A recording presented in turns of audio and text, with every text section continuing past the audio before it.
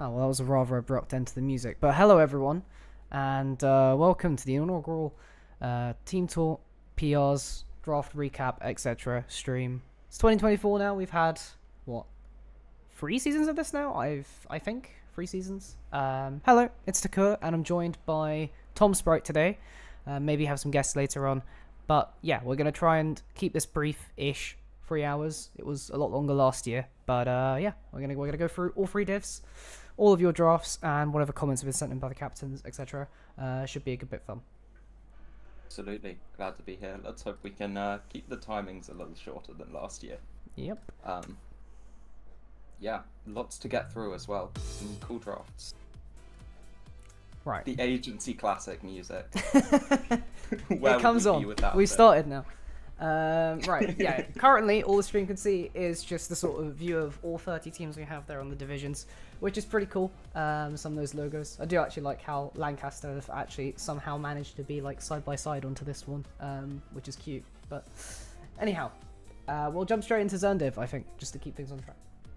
Yeah, let's do it. And here we are. Right, and yeah, it's good that Tom is here because we have one of two Bristol teams, although we do have comments from the actual team itself on several drafts. Apparently hit by not too many snipes, so that's always good to see. I have felt like, at least on my perspective, there haven't been as many snipes this year, but I'm sure we'll have some teams come up and say, no, we got sniped on every single Pokemon on this draft. Yeah, I'm sure some teams will disagree. But it was interesting being kind of behind the scenes on this. But yeah, I helped out a fair bit with the Little Cup draft here, which was a lot of fun. Again, we've drafted Trapinch for the second year in a row. Good little Pokemon.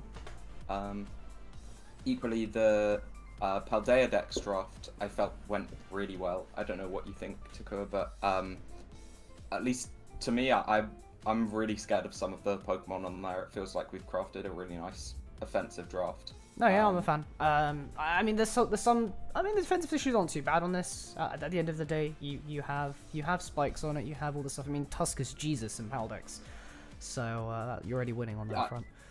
Yeah, definitely. I think Tusk is kind of our utility role compression there. Yeah. It's the band-aid. Our Natdex draft, again, we went for something quite offensive here. Some say it is mono lose to Rocky Helmet, but to that we will simply run protective pads and then cry when the damage output is low. Yeah, no, everyone in the Marvels can bring Helmet to that team. That's just the truth. Yeah, the Megalot, the Dragapult, the Melmetal. But some nice special threats there to hopefully back them up and take advantage of any Fizdef Pokemon that want to wall it out. Yeah, always a big fan of Feeny and love seeing Uxie use. That Mon is a demon for the reasons of just being a fat shit, basically. Gets the job done. It never dies. Yeah. So. Yeah, looking at low tier, Pablo kind of went his own route on this one. And just went with the sort of Pokemon that he wanted to use. I did say to him, in my very limited experience with low tier, I always found Bronzong an absolute nightmare to prep for. So I was like, maybe grab Bronzong at one point, because I know the steel types in low tier are very few and far between. Yeah. But he's got some cool Pokemon here. Yeah, I can't really speak that much on it. I don't know if you maybe know more than me on low tier. I am playing in it this year. That is not to say I actually know that much about the format.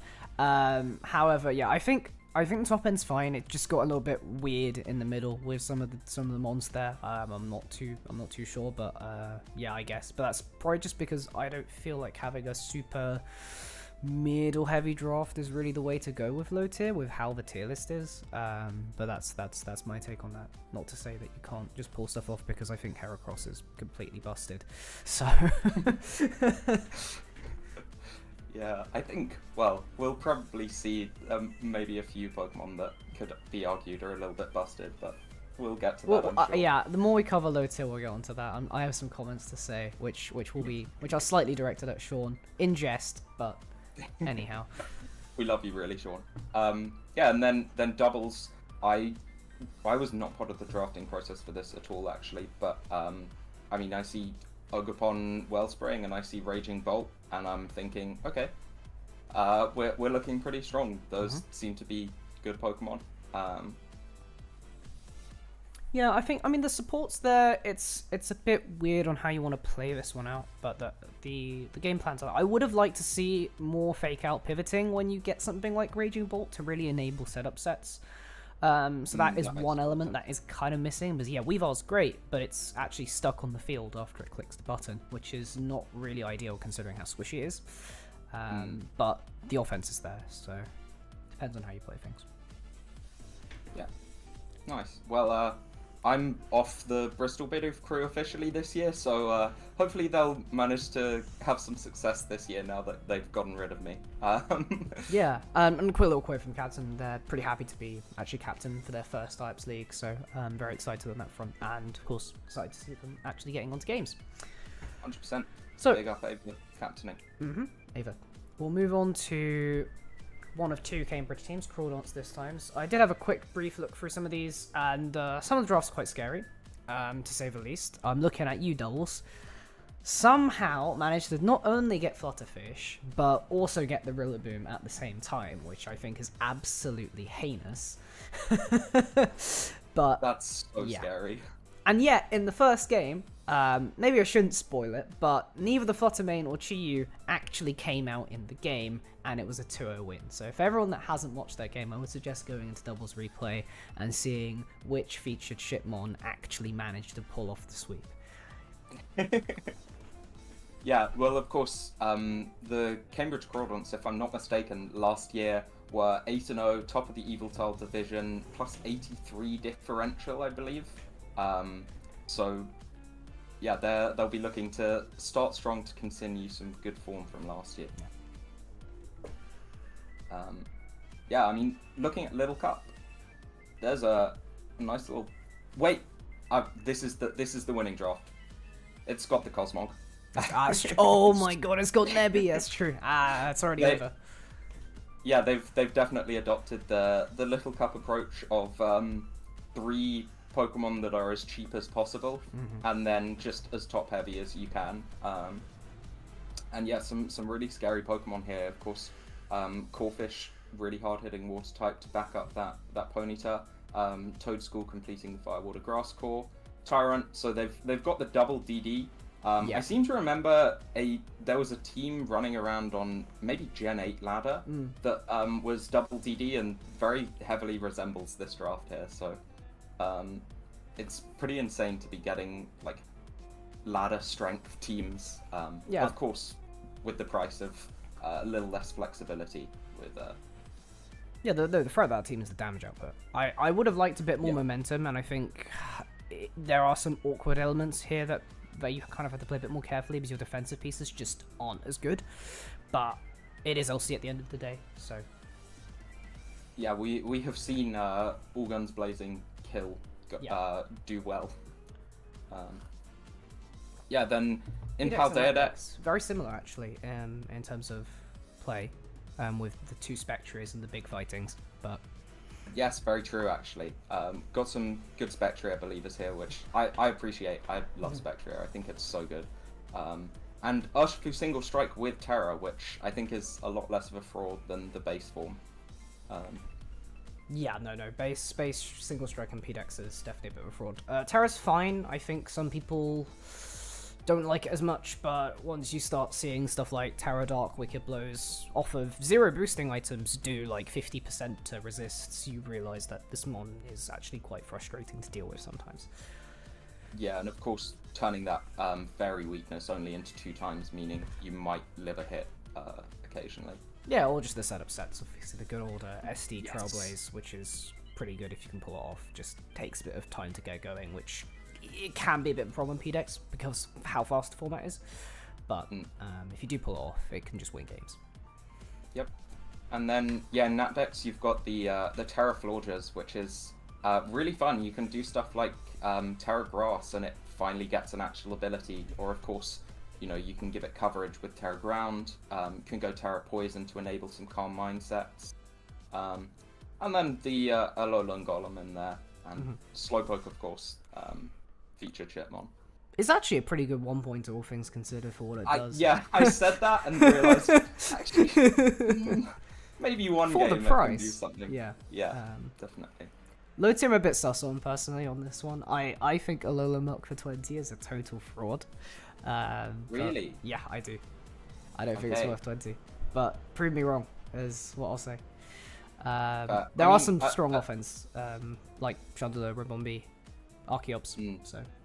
Yeah, I think, from my perspective, I think like a strong physical breaker here would be quite nice, sort of in that high to mid tier. Because I think Alolan Muck might be pretty unkillable in low tier. And so if you've got some more offensive pieces in the middle to back it up, maybe it pulls its weight, but we'll have to see. Maybe it will just be a really frustrating draft to deal with Alolan Muck on the Spadef side and Quag on the Fizdef. Yeah, just concerned about the speed on those two. Speed on draft's fine overall. I'm a Alolan Muck doubter. Let's just say that. Fair enough. Hey, prove us wrong, Cambridge. Yeah, and then I guess moving on to Durham Dumbreons. Yep. Who are very excited to be back again. Build on last year, they went 4-4. Didn't quite actually make playoffs, but aim this year is to actually make playoffs for once, which is pretty cool. So that's nice. Definitely. And in Paldex, they've managed to secure Dragapult Iron Valiant, the double 19 pointers, which is pretty impressive in a well, how many, 12-person or 10-person division? Even so, in Paldex, where those top pointers are a lot more limited. Oh, I just realised where this... Oh, yeah, I was inadvertently slightly helping out with this one. I just realised where this is actually from. So, yeah. I was showing this with Draft Help. This is partially my doing, but it was my doing like after like transactions and such. So that the Thunderous Eye is my doing, actually. Okay. Right. Nice. I think that's a pretty strong Terra Captain. Obviously, you can give yourself Flying Stab with Terra Flying. You can give yourself Ice and do the sort of Bolt Beam stuff, or Water or Grass if you need to break those grounds. I think, admittedly, I imagine they play similarly, given it's a Generation 9 Pokemon. But that 13-point Terapagos feels really good value in Paldex. Yeah. I know a lot of people have been riding that Terapagos hype train recently. Yeah, no, you're right. This was tiered before, around about when Terap released, and people were either like big doubters or big lovers on it, and it was generally tiered around 13, 14, just as like this is about right for early meta. I think it's been pretty much proven that it is about 15 to 17 range, depending on how high you are on it. Probably 15, 16 is more fair.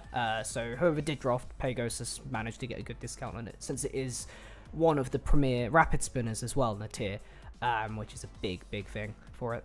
Absolutely. Yeah, then in National Decks, we've got good old Palafin with Galarian Slowking and Durham. I think there have been a few people that drafted, or I know at least a couple that went for the Glowking Durham double combo. I mean, it's a good combo, so.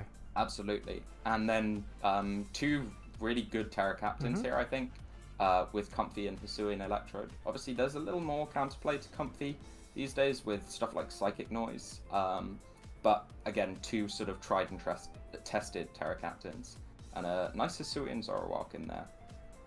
I really like the Snapdex draft, actually.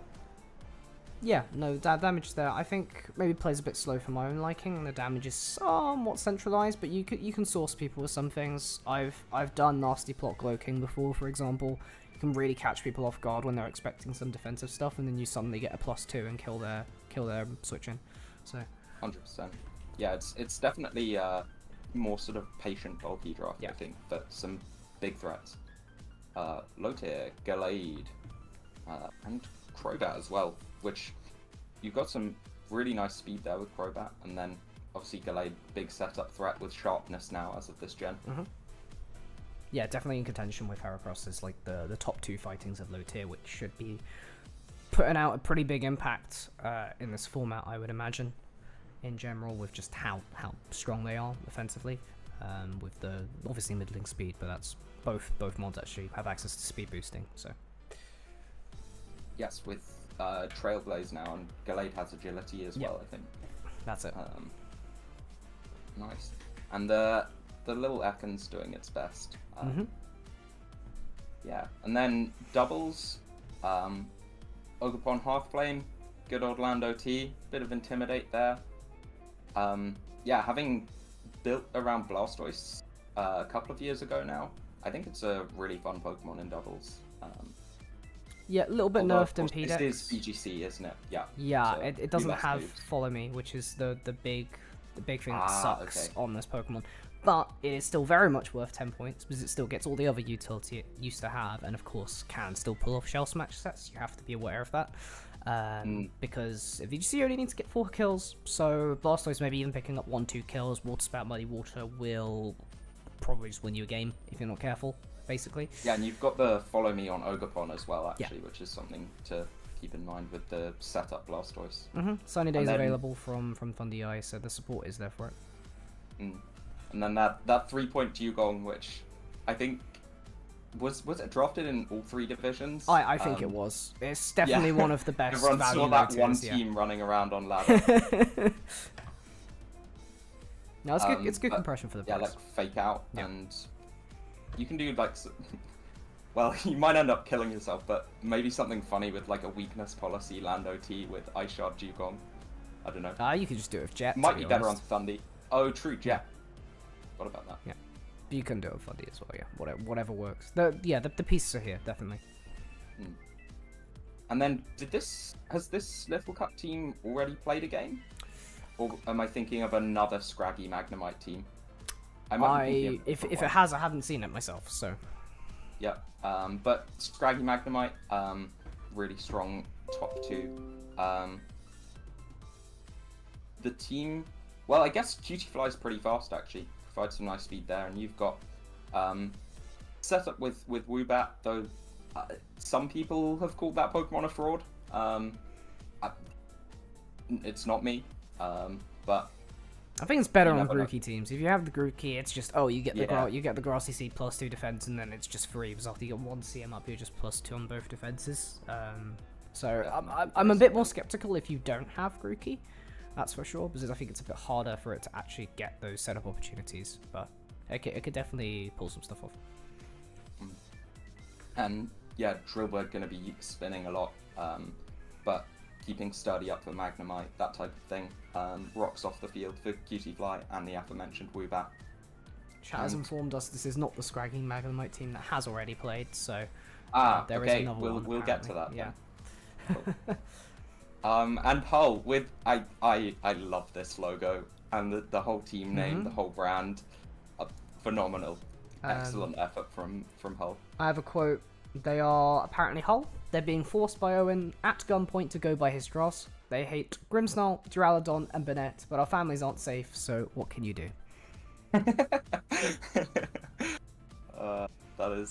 That's brilliant.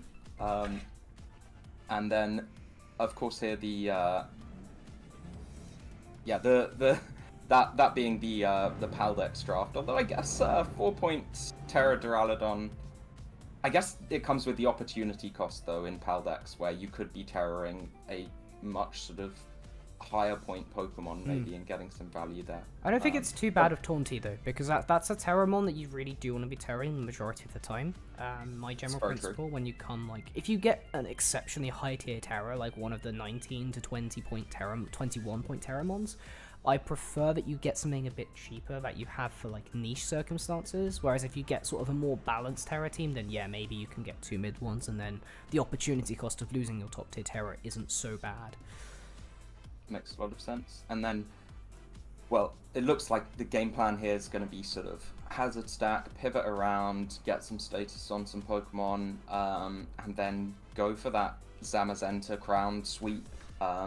Maybe a little inflexible in that regard, and I know Paldex is a very offensive metagame, so we'll have to see how this does, but for someone that enjoys piloting something nice and bulky, this team certainly is it. Yeah, yeah. Damage a bit centralized, but you know, you have a lot of it. Terra Taunty is just a very scary Pokemon, so. Absolutely. Yeah, then onto the Natdex draft, where I'm excited to see how Gouging Fire does. Obviously, it's not quite as new as it was, but it's still people, I think, figuring out how to use it, how it's best used in different matchups. But a really scary top 3 here, with some good setup, some nice bulk and pivoting from Lando T, and good utility, obviously, in Natdex, where it retains all of its moves. And then nice cleanup from Gren, who I think has had a bit of a resurgence. I think Gren, at the start of Gen 9, when obviously Protean was nerfed, people weren't so hot on it, but it seems to have come back in strong force, and now with the changes to Battle Bond, that's even seeing some use as well. I would actually say Battle Bond, at least in the games I'm watching, tends to be just far more common than even Protean, because people have realized that this one, after getting 1 kill, can be one of the most insane cleaners in the entire game. With that speed boost and everything, it's hard to revenge, you still have priority, and just that damage boost is just nuts. So yeah, really scary. I didn't even notice that Cortana just chilling there. And then Terra Captains, this feels like the Wi-Fi special in Arboliva and Hooper. You know, those 2 Terra Captains that I feel like you see in Wi-Fi leagues all the time. And how could we forget Farret, which has Tidy Up now? It does have Tidy Up, so it could source someone. Get a Farret sleep for us, Hull. Yeah. That's your challenge. And Hull clearly Farret enjoys because it's in doubles, but we'll get to that after we go through low tier. Absolutely. So, which has Sandy Shock's probably the best special attacker in the format? Question mark. I mean, we'll get to what I think is. I mean, it's competing. It's top 3. I think is the best way to put it, because I think there are some things it is competing with in that high point bracket. But definitely very powerful. Do like some of the mons here, Frost / Chestnut. You have plenty of spikes, which is amazing for this sort of team where you kind of just need to get those ranges for Mellow for Sandy Shocks. Yeah, definitely. No, I think it's quite an interesting team, and you've got the webs option there as well, which means that Sandy Shock's 101 speed, especially with the slightly lower speed in low tier, is going to feel pretty fast and able to do its job well. Yeah, just from drafting it, I think a lot of the speed tiers tend to be centralized between the sort of 80 to 90 bracket. There's a lot of mons within that area. Or like 90 something, like sub 100, 80 to 100 maybe if you want to stretch it a bit more, but generally within that speed bracket. So when you start going above that, you really are getting some fast mons. I can definitely see Meloetta Pirouette putting in some work here as well, just because its stats are so insane for this tier. Yeah, obviously takes a turn to get going, but especially if you get that sleep with Relic Song. Oh yeah, I mean, sure, 20%. Really bad time. 20% of the time it works every time. Yeah, and it sounded like you had some stuff to say about this doubles team then. What are your thoughts? Yeah, I'm a big fan of fat balance, so this definitely goes down that route. Totally not also because we have some similarities with our own doubles draft, which granted I'll get to when we get to Yveltal, but has been a bit of a pain. Anyway, Luna Sinistra has been proven. That was one of the big things when Sinistra came out, to be used with as Luna Iron Hands, just an amazing TL setter that can actually do a lot of damage by itself, or the spread burns with its signature move. And you have enough bulk on this team for Palafin to actually get that free switch out. Something that I think people maybe haven't realized going from the move from 6v6 to 4v4 is that Palafin is a lot weaker in 4v4 VGC draft, because that one turn that you have to take for Palafin to be a real Pokemon is actually a really big opportunity cost, especially if you do it early on, because you can't just sack a Mon and that be kind of okay in 6v6. It's just a huge amount of momentum just losing that, because you just don't need to take as many kills as you do otherwise. But the bulk is here, and you have the side healing to be able to put up with that between Caress Sinistra, so really big fan. Yeah, then looking at Lil Cup, I've never been the hottest on Spritzy, but I mean, it is the best fairy in the format, so I do think it's a bit of a fraud, to be honest. Yeah, We used think it last year. I think it had a negative win rate when it did come, and came like what, in a third of games. So yeah, it's kind of difficult. I wish that there was maybe just something more to kind of abuse the things that Spritzy's going to bring in. Like Baltoy, obviously amazing roll compression in Little Cup. We've seen Baltoy be used to some great success, but a really strong ground type just to kind of scare away poisons and steals that are otherwise just going to wall Spritzy would have been nice. But otherwise, some strong Pokemon here. Hisui and Growlithe just hit super hard. Bronzor, really annoying Pokemon that was obviously on the tournament-winning Little Cup team last year. Talo, Farfetch'd, just strong physical offense. And Zorua to kind of make everything that bit more annoying.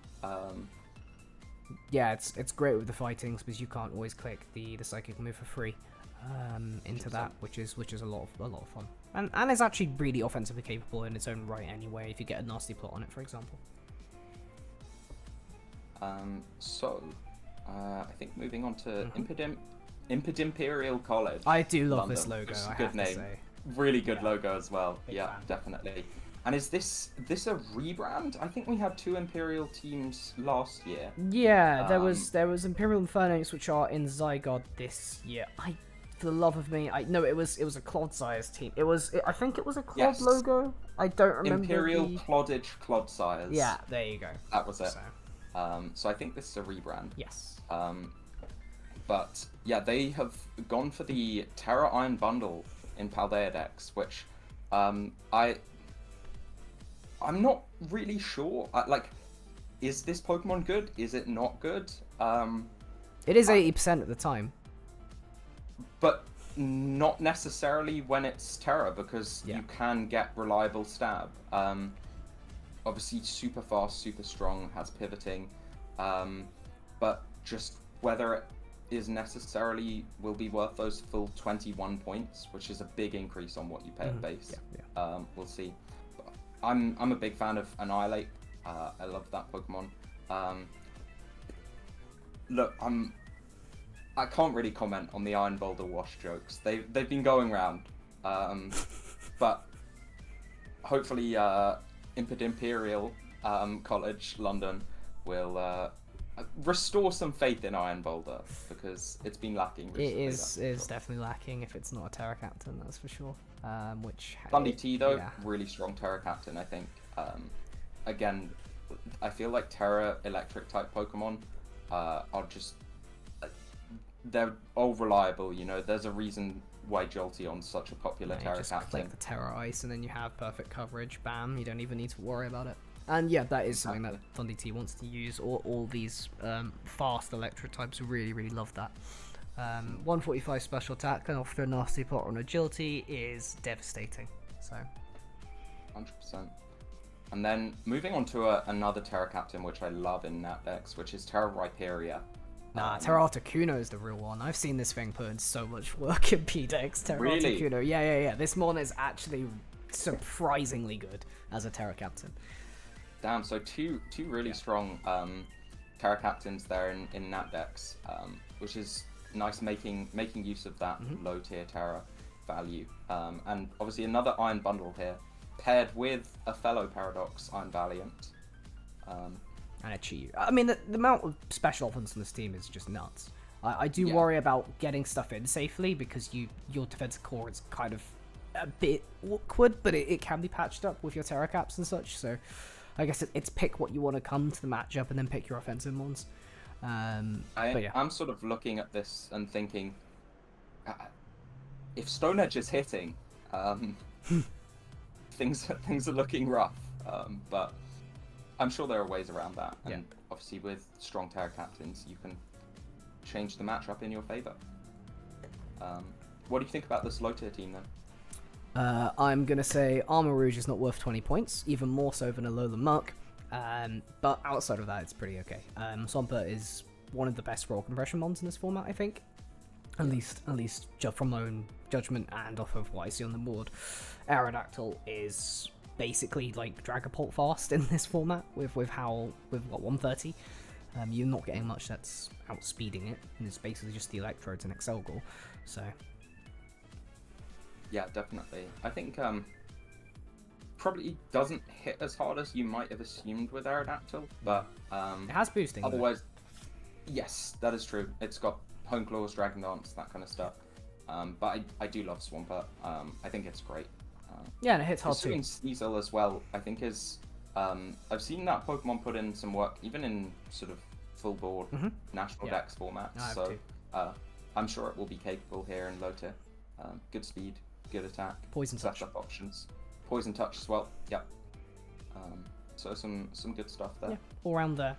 Maybe would have liked. I mean, the special offense is kind of concentrated in Armor Rouge. Rotamo can do it with Nasty Plot, so it's not too bad. But yeah, definitely has the tools to be able to pull out wins.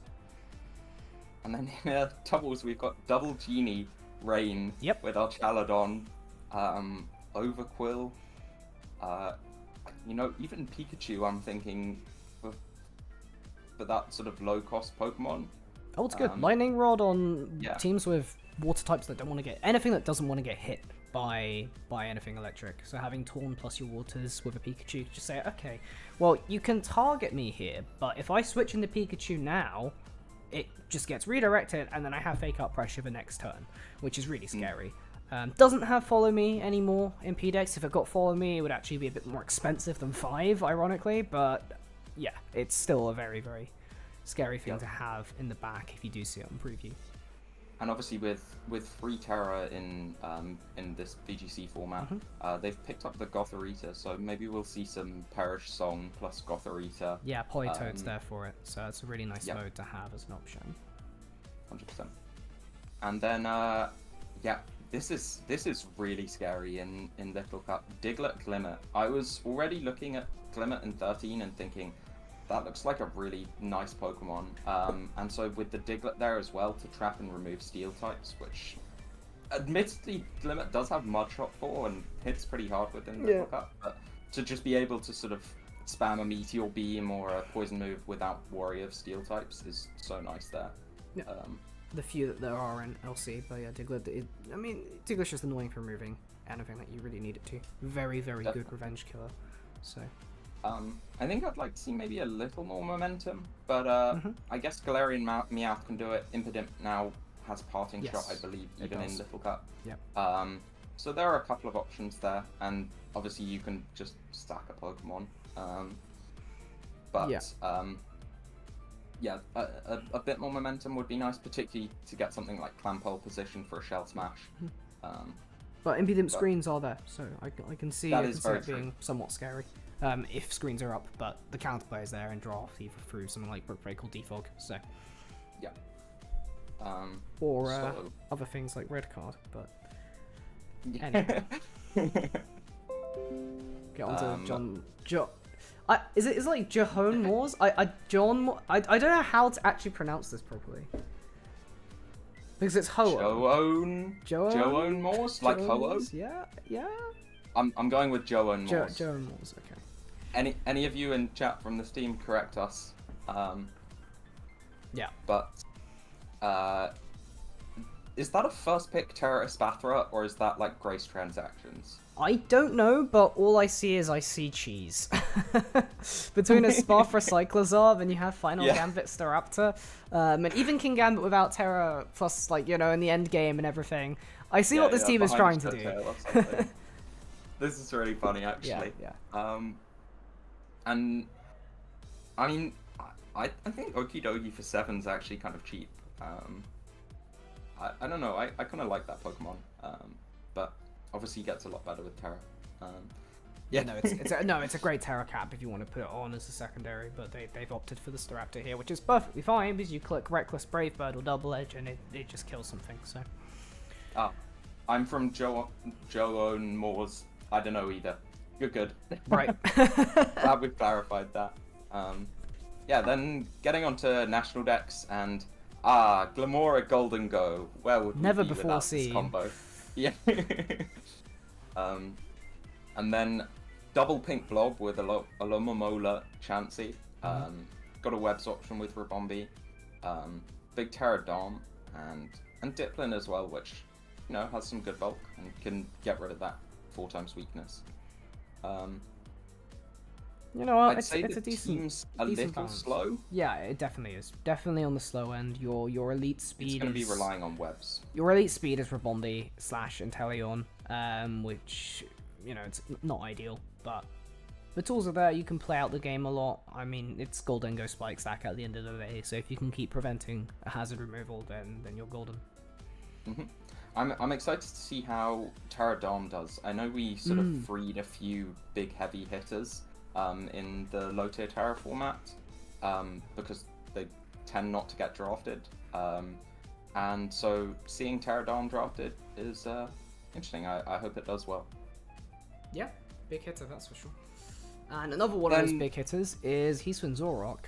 I think at the start, this was one of the first Pokemon drafted in low tier, and I put a message in the low tier chat saying, I don't really know anything about low tier, but I feel like Hisui and Zoroark is going to be the Dragapult of this format.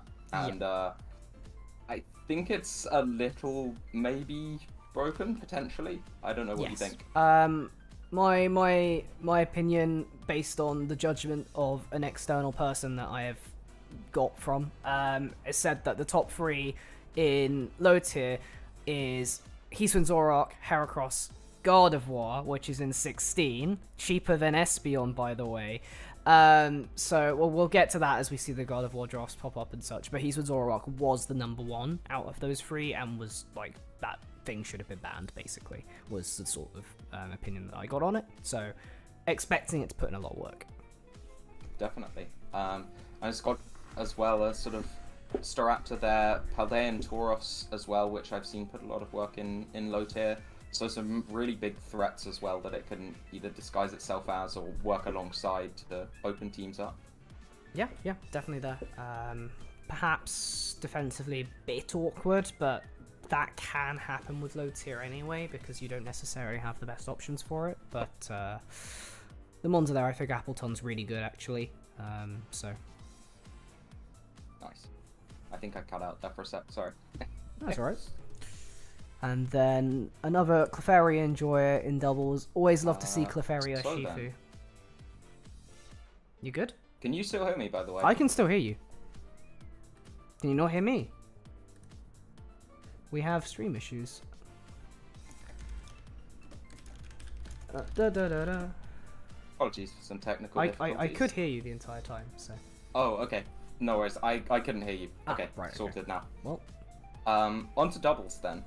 Yeah, I was opening with saying that another Clefairy Shifu enjoyer, which I always love to see because you just get to click follow me, and they can't even protect in the enemy slot because Shifu breaks protect.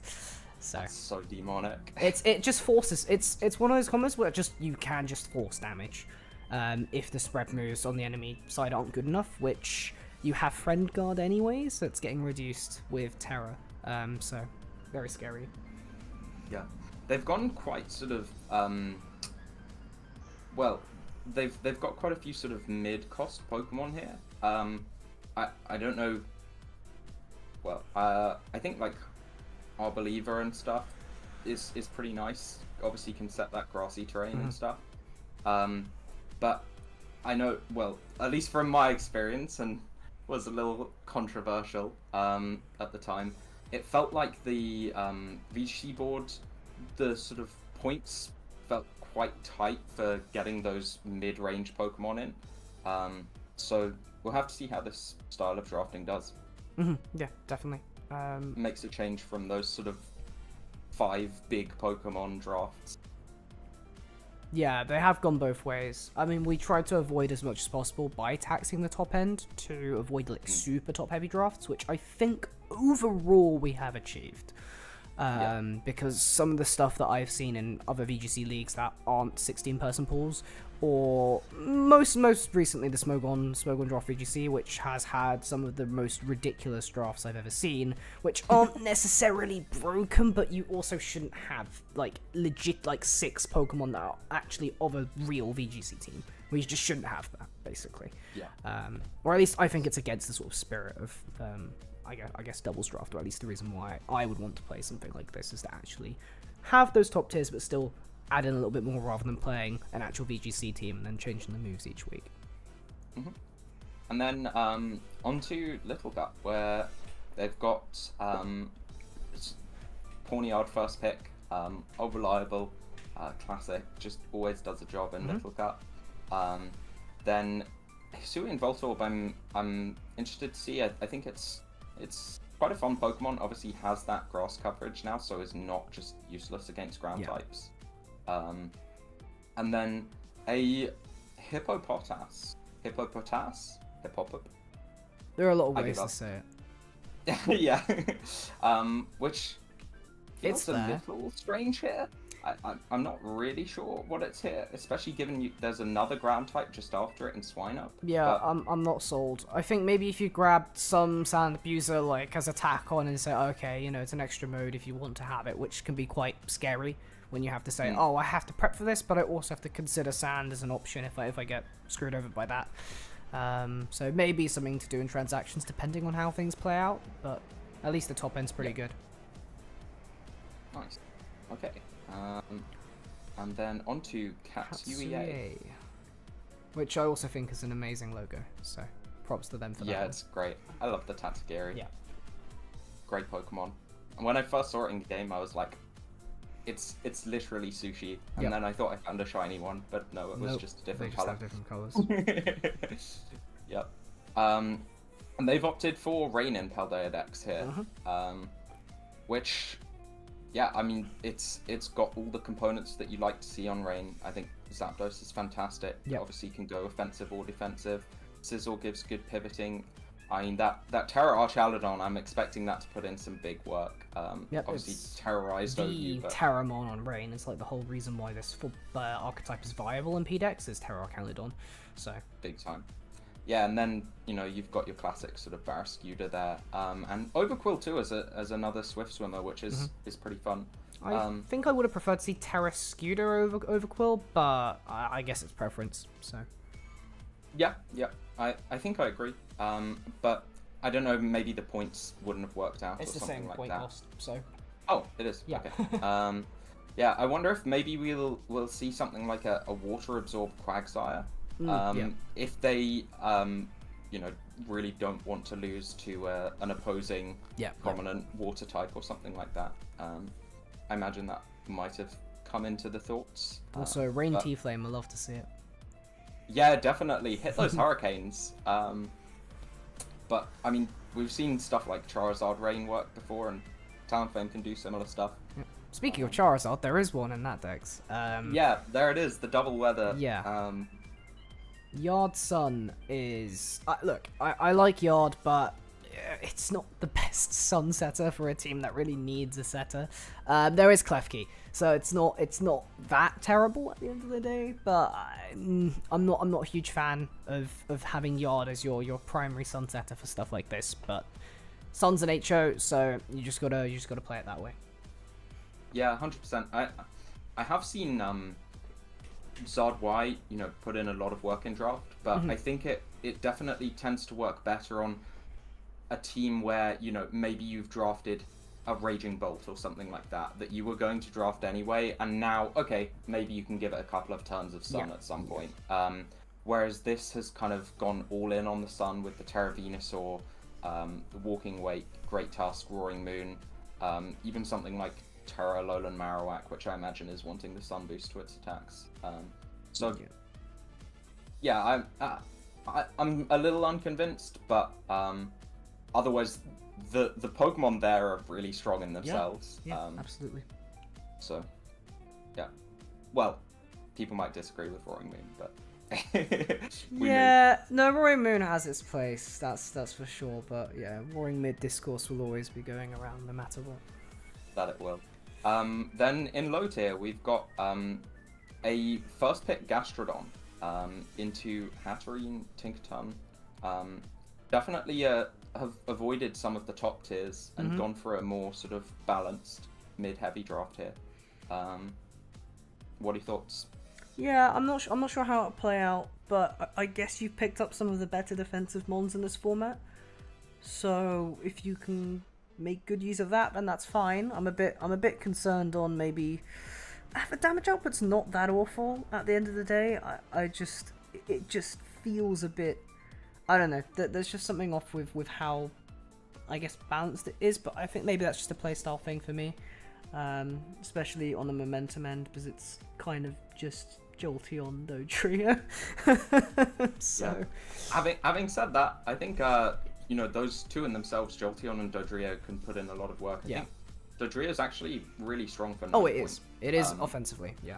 Fast, hits hard, has setup. It does have U-turn, doesn't it? Maybe I'm lying and it actually doesn't have U-turn, but I kind of assumed it did because Bird. I feel like it might be more if it had U-turn, but I'm gonna either way, this now. Still very strong.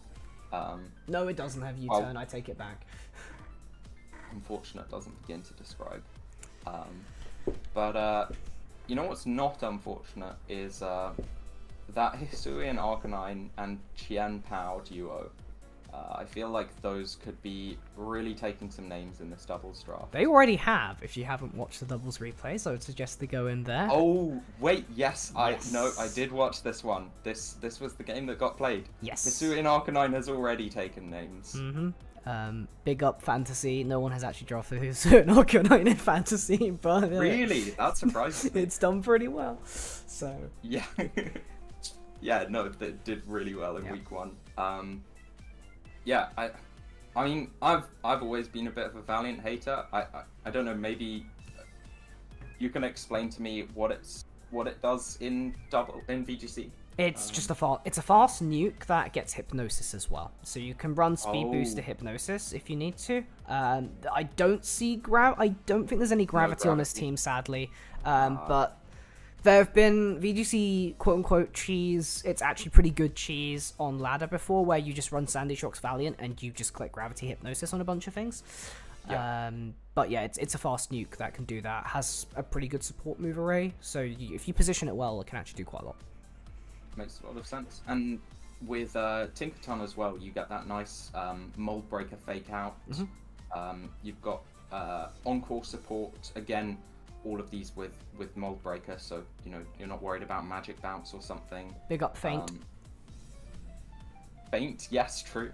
Thunderwave. I don't think it gets Taunt. That would be nice if it did for Mold Breaker Taunt, but otherwise, really nice support mon, I think. No, it's good, yeah. 3-point Alomomola, the singles player. Unfortunately, that mon does not do much in doubles. To be frank, so funny. It sits there and does 0 damage. Hey, they're not ready for the choice banded Alomomola off that base 75 attack. You just need to set up Trick Room, which flip turn all over the place. Yeah, your TRSS is Alolan Eggy, which can work. It's actually not bad. You can terror it and it's quite bulky, so it's there. And then the first pick, Mudbray, which is I love this Pokemon. I don't know how I feel for first pick, but they did manage to then get a Carvanha after, despite that. But yeah, this has a lot of speed here. I mean, you've got obviously Elekid really fast, Score Bunny, Carvanha with speed boost, and you've got like even Natu 17 speed and can do stuff like screens, U-turn, can set up itself. Got some nice defensive pieces, then with the defensive backbone of stuff like Mudbray and Coughing, which can give you some switch-ins. I mean, we've seen Coughing be really annoying in the past. Yeah. Mudbray's rocking every week, but I don't think it's too bad on that one. I think you can fit rocks every week and that not be an issue. So yeah, definitely. I mean, you've got your ground move, then like EQ. Oh, wait, that is the ground move. Close combat, heavy slam. Maybe a rock move. Pretty fun team. So, onto the Lancaster Lycanrocs. And they have gone for the Sneasler Rillaboom combo. Which has been added on with Manaphy Heatran. So, yeah, really going all in on the sort of making the most use out of Rillaboom support as you possibly can, which is good because the mon itself, individually in PDEX, is a bit lackluster if you don't manage to do that. So... yeah, I mean, I think Terra Manaphy is such a good pickup. I mean, there's a reason that it's 18 points. but that Pokemon can win games for you alone. Yeah. Especially since the Take Heart buff, but it does still get Tail Glow in PAL decks. It Or does. am I wrong? It's just got Yeah. the issue of its base 100 speed. So Yes. in Yeah, this yeah. format, that's not great. It has the bulk to put up with it, but you do need to get a Tail Glow off for it to actually be doing something. But no, definitely really strong. And then Curum there as well for some more offensive pressure, and the Terra Sanity Shocks, which is quite nice because then you can actually get some coverage.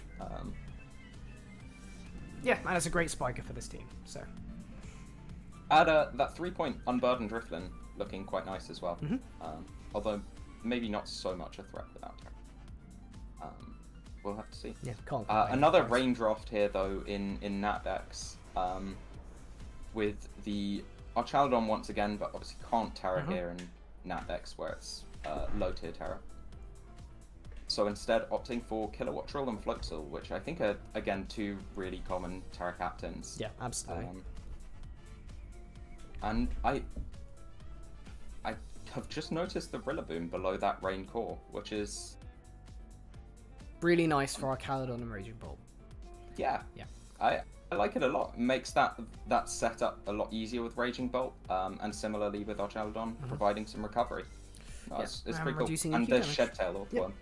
Yes. Yeah, exactly. Some fun things there. Cool raindrop. And low tier. 220 pointers, wow. Big top heavy. Oh yeah, they have gotten away with the one big murder, which is the Stoice. That is one of the mons that we have recognised as, I think that was tiered without Shell Smash in mind. It should be like 18, 19 with Shell Smash, so you've gotten like a solid 4 or 5 point discount on Stoice.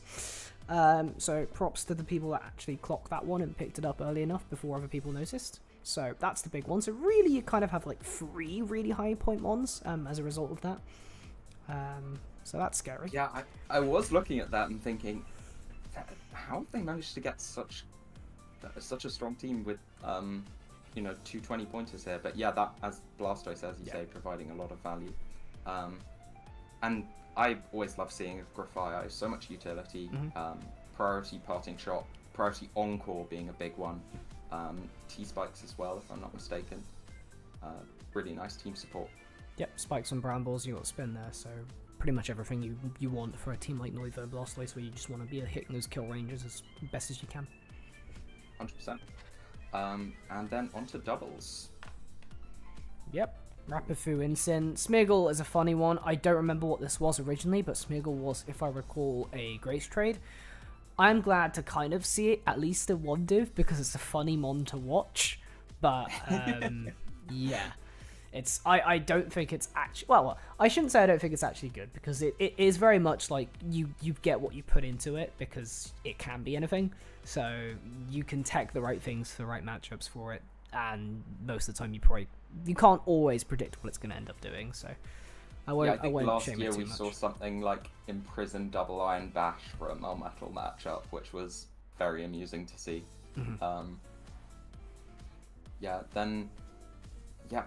Really sort of strong physical offense in that top. Maybe lacking on the special side in that it doesn't really exist, if I'm not mistaken. Yeah, no, it doesn't. It's just alchemy, which isn't real. I guess you can do some like decorate shenanigans. Yeah, with that. decorate is funny, but yeah, would have liked to see some special offense. It'll mean that people prepping for this team are just going to throw on a bunch of Fizz Def, and that'll be annoying. So yeah, definitely might need that. What's the item again? That stops intimidate and Clear Amulet. Clear Amulet. That's the one. There is also Defiant on Ogerpon, which deters it a little bit. That's the nice thing about this team. But yeah, definitely. Very true. So Little Cup. I think Callie's in chat at the moment, and I remember talking about this draft with her, and seeing Galarian Ponyta Timber, which is a combo that, for no good reason, has become a little infamous in this tour in LC, in both myself and Reels crashing and burning with it. But I'm sure it will put in some good work here, and unlike when we drafted it, you've got an actual flying resist in Onyx. Yeah. A very good one at that, plus Tinkertink, so Yes, absolutely. Both of them will put in a lot of work here, I'm sure. And Wingull, always a really scary threat, actually. Quite sort of probably goes under the radar if you don't know Little Cup, but it's super fast. I think it hits 19 speed. It does.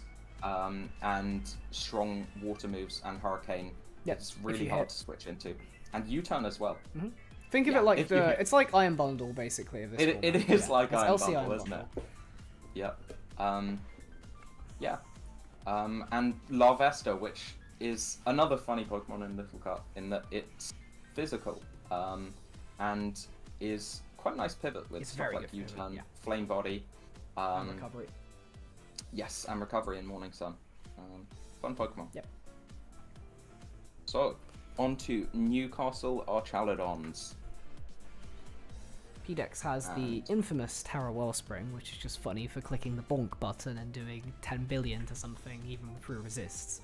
So Yeah, I was talking to a friend recently about Ogerpon and Terra Ogerpon, and he was saying basically, where there's an Ivy Cudgel, there's a way. yeah, Just high crit rate, strong move, boosted further by Terra, and the masks as well, which I think are at 1.2 times they boost. are. Yep.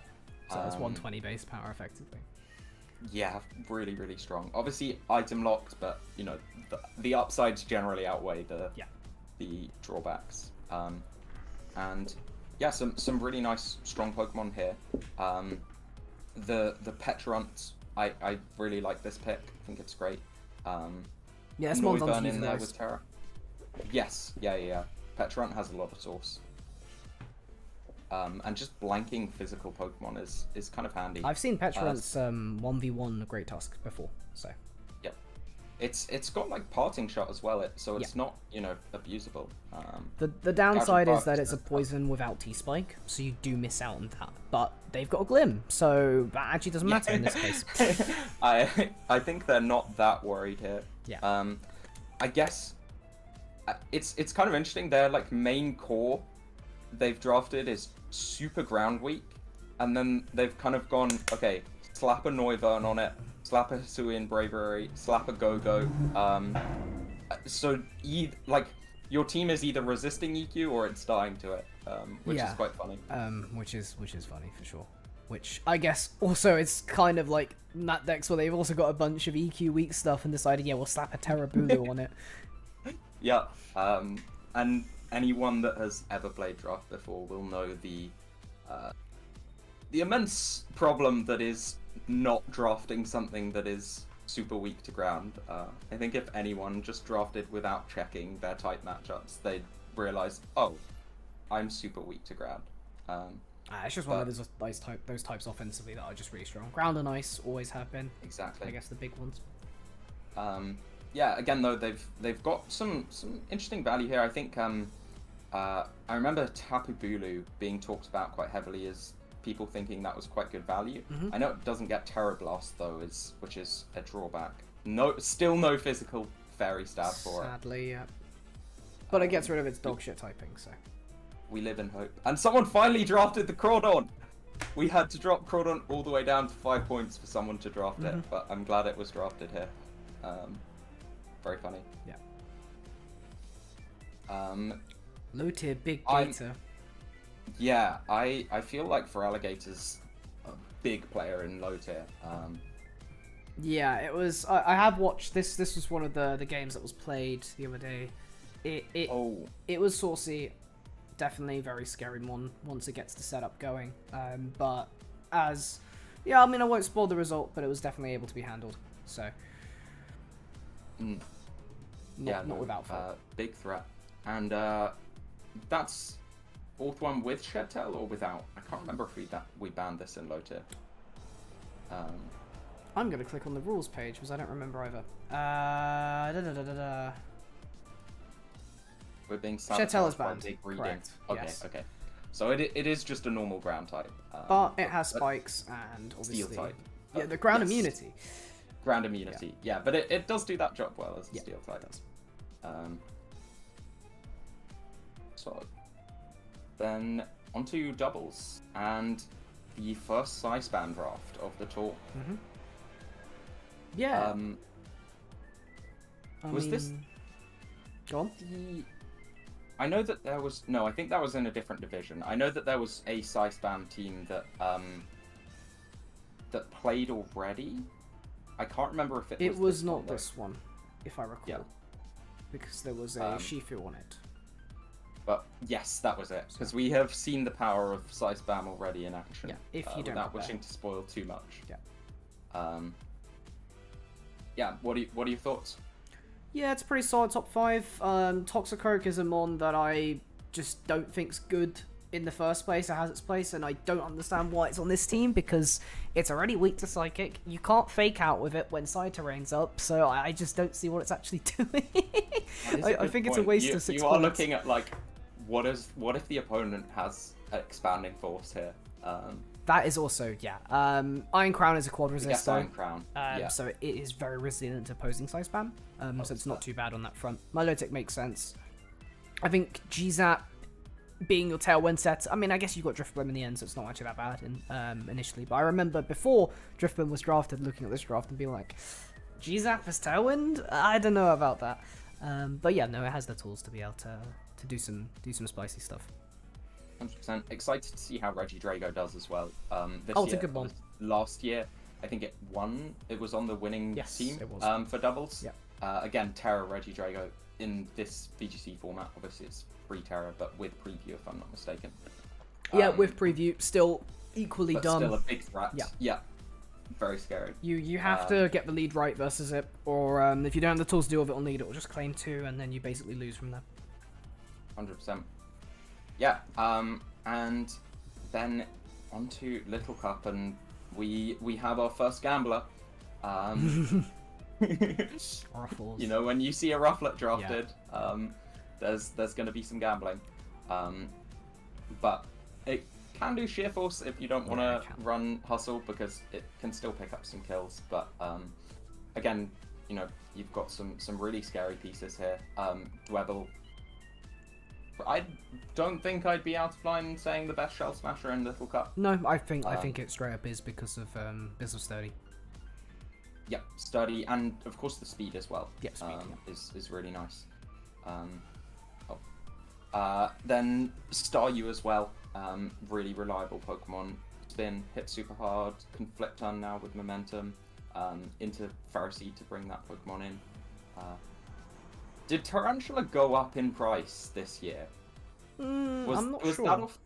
Because I feel like it was cheaper last year, though. Maybe that's me just being wrong. I feel like it was but the same price, but I'm not sure. Okay, I know people got some funny usage out of the spider last year. That was good. No, it has its place. Very good web setter, actually, one of the better ones in LC for sure. I mean, there are some top end web setters, but at least if you're looking for something that isn't gonna break the bank, then it'll do the job well. So. 100%. So the Saint Sandshrews then. Be not afraid. I like the biblically accurate Sandshrew. Absolutely. It's a good logo. Yeah, and we've got Palafin in Paldex. And then followed by a Meowscarada and a Terrachi-U, which is quite a scary top 3, I feel like. Yeah, absolutely. Palafin Iron Treads has been something that's been gone around on PDEX since the start of PDEX. Has a generally pretty good combo to each other. Regieleki is just, I don't know why this is even being drafted, but whatever, it's there. But the team's pretty good, you know, barring the Regieleki anyway, so it's not really a huge problem. Yeah, Regieleki's such a weird Pokemon, because like you could put it at 3 points and I still probably wouldn't want to draft it, but you do have to respect it. It does force that ground type. Otherwise, it can be quite problematic. Which thankfully you do pressure quite well, but it has its issues, especially into formats with Terra. So very true. And well, from one electric type to be a slightly better one with Tapu Koko. And yeah, Sinister Iron Treads, Tapu Koko seems like I'm getting deja vu. Oh, I've seen drafted elsewhere. I have seen this combo very recently win a league, so well, Not off of their Oh. DBA obviously, so it's not quite the same. For those that know. Oh, was this in DBA? Okay. The Coco Tread Sinistra was on the same team, so. Right. Yeah. So clearly a good combination then. And the Terra Mesprit and well, I imagine Terra Alolan Raichu is really what we're here for. Yeah, no, that's. I've Gonna be I've seen it nuisance around stuff enough with times double to know that it is actually pretty damn effective at doing its job. So. Yeah, definitely. Pretty strong. Yeah, it's quite offensive this draft. I feel like you're gonna need to be keeping up the pressure. You have some Pokemon that can flex into defensive roles, but it's not the most bulky. But hey, I mean, it's Gen 9 is the generation of defensive teams. So. Yeah, absolutely. Speaking of offense, there is a lot of it on that low tier team. We've talked about some of the best mons on it. We'll say it again, God of War is cheaper than Espeon, and I don't believe I've seen an Espeon yet. So I think that says it all. But yeah, Cobalion, Entei, Flygon, Espeon, Mega Balance probably actually pretty decent here with how heavy its Poltergeist is going to hit at least. Yeah, Which definitely. is Yeah, neat. I think it becomes quite real in low tier. Yeah. And Cyclizar as well, just amazing speed, regenerator. Obviously no shed tail, but that utility that it has, and just the ability to spin, to knock, pivot. Maybe we even see a shift gear set. Who knows? Oh no, I've seen Shift Gear source people. You could definitely pull it off into the right matchups. So Yeah. have to bear it in mind. And then what looks to be a team going big in on Trick Room in doubles. Although it does have that Tailwind option with Iron Jugulus. Yeah, no. Thank God I had Jugulus. If it didn't have Jugulus here, ironically, this team would have a lot of problems because hard TL teams in doubles notoriously have been very easy to prep against. So at least having that option and Blood Moon having a 53 speed actually puts it into, it might be 52, but anyway, it's slightly higher than 50, into a range where it can actually pull off Tailwind pretty well. So you can play Tail Room with this, which is really nice. And Polion dissuading intimidates onto Iron Hands, obviously, because yeah, sure, you get intimidate onto that, but competitive. So tools are there. I think low end, not too bad. I'm not really convinced on Mismagius or Gramble, but Gramble is still intimidate at the end of the day. So. And well, I'm going to assume that this team got first pick in Little Cup because I do see a Grookey there, which, yeah, it's great. I don't think it's Monkey. outrageous to say it's the best Pokemon in LC, and yes, Yeah. Monkey. Yeah, which is a lot of fun. They've got a nice fighting type in Pancham, pretty fun Pokemon. They can obviously do some unburdened shenanigans with Drifloon, and I think Speed Boost on Flittle is Yes, it is. allowed. Yeah. Yes, it is. It's So can do some funny setup stuff with Flittle, with even Grassy Seed on that, plus Calm Mind, plus Speed Boost. And yeah, they get all the did get boosts. first pick apparently in chat. So Yeah, that makes a lot of sense. Yeah, and I mean even Chinchou, Chinchou. I don't know. I've reliable always said Pokemon. Chinchou. So Chinchou makes sense to me. So reliable. I used that Pokemon last year, and it's just such a good backbone for any team. Such great pivoting and enough bulk where you need it, basically. yeah.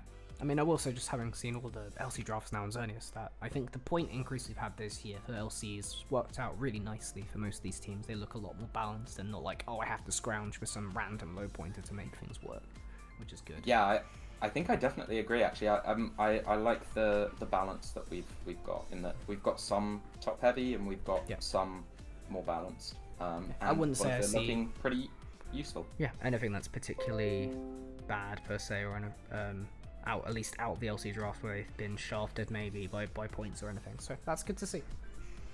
100%. So I think that's Xerneas done. That is it not? Xerneas done, and we are pretty much on track for times. It's just past 6, and we started obviously with a little bit of talk about the tour first. So actually on schedule for once. Look at us go, keeping on track, and We'll roll getting straight through these into your drafts. Veltal. Yeah, with the Durham the Dunsparces returning, which is a great team name. Yeah. Coming back for another year. What are your thoughts on the Paldex draft? Yeah, no, it's pretty cool. I mean, any Paldex draft with Tusk is always going to be good. I just genuinely don't think you can go wrong with pick wanting that Pokemon because it just ticks like 10 billion boxes in this format. Yeah, in a format where removal's so limited, having the Pokemon that not only can run Rapid Spin but wants to run it, I'd say. Yeah. Oh no, that mon's running that Rapid speed Spin boost really every helps it week. offensively as well. You know, whether it's offensive sets with booster attack or bulk up or whatever it may be.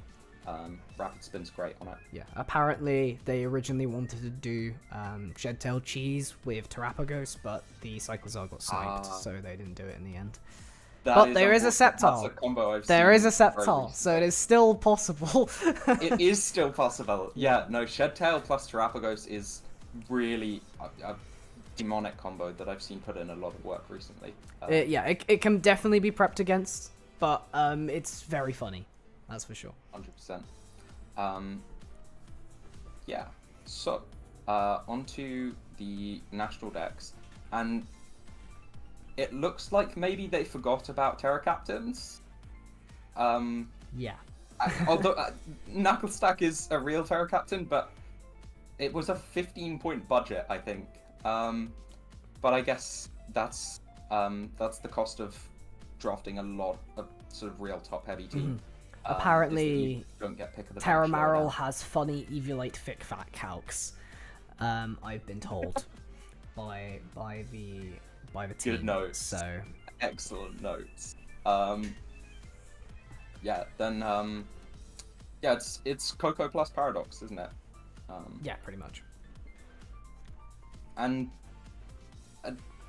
for what it's worth, I think a lot of Coco plus Paradox teams tend to be super ground weak, and admittedly, if you're Coco, Boulder, and Moth, and you have all three in one game, you are still gonna be pretty ground weak. But they've got the Hydreigon in there, they've got Corviknight, Ogerpon, so they have some resists, and obviously Swampert can normally switch into an EQ as well. Yeah, they got ground immunes that are actually Edgequake proof, which is what you need basically. Yes, So 100%. I mean, it's good drafting, basically, is what I'll say, to realise, yeah, that's an issue, we're going to draft immunities that are actually effective immunities, rather than just looking at a type chart and saying, yeah, it's immune, it's fine. Yeah, that'll do. Yeah, and so in low tier... Thick fat marrow when it's tossed to fight Chi. Just saw that in the chat. That's great. I actually Now, wonder Thick how Fat that Marrow counts wins out, these. Trust. Big Marrow. Yeah, whilst you look at that calc then, I guess I'll do Little Calc. Yeah. And here we have G-Pony Scraggy, which is a very scary top two, plus Elekid for some speed. Then the so what I am seeing here is Yo, wait, why does this thing take this so well? nah, what? Put calcs in chat if real. Okay, no, I'm putting it. Hold on. No, I put it on the wrong. People, look at this. What? I don't want to say that Evia like Thick Fat Maril is accounted to you, but That is extremely funny. the numbers don't lie. And they spell disaster for you as sacrifice. Hello, everyone. Hello, What time to join it? We are joined by Flora, our third host of the stream today. Welcome to the stream. Glad you could join us. Hello, sorry, I am slightly less committal than our two brave soldiers here. Because coursework, you all know how it is. I see we're looking at Yveltal now. I've missed some of the Xerneas stuff, but Indeed, yeah, so we are on to Yveltal. Yveltal loot too. And yeah, well, I was just looking at Little Cup, but I'm a little concerned that you're a bit weak to flying here. I am sort of harking on about it, but fly spam in Little Cup is really quite effective. And the Shieldon being the only real resist, because Elekid's so frail, is a little bit scary there. But maybe something to consider in Dragon's actions. So I'd say those sort of top 4 or 5 Pokemon are very scary in themselves. Yeah, I mean, if you bring Shield onto the matchup, it can be patched up, so it just depends on how you want to play things out. But yeah, definitely a weakness. If they remove the Shield on, or if rocks are up and the Mon has moves to deal with it, then yeah. Yeah. Thoughts on the low tier team then? Yeah, I mean, Noiva and Kabalion, I don't think you can go wrong with those two at the top end. I think Porygon is probably one of the better 2-pointers. I don't know why that's the thing that stood out to me most, but you know, you have it there. It's because Forrest just joined. Yeah, well, The number 1 Porygon stan. the neuron activation of Porygon counts for a lot. But yeah, I suppose even though the low pointers are pretty dire in a vacuum, when so many of these low tier drafts are going for the really top heavy structures of stacking heavily on 20s, 19s, even a lot of 16s and 15s. A lot of these drafts are looking like 7 to 8 mon, featuring a couple of shitters at the back. Basically. And frankly, if you can be king of the shitters, that's not really a bad place to be with some of these low tier drafts. The question that I'm really asking though is Kabalion finally real in low tier? Have we found a format where Kabalion is real? I mean, it has body press now, so it actually probably can pull off some very scary setup sets. Yeah, it got body press, so it can do ID body press in low tier, which is very scary alongside its typical utility stuff. It has block as well. But yeah, anyway. If someone can win with Kabalion block on some sort of source, I want to see it. In this, I'll link you a replay. That's the challenge.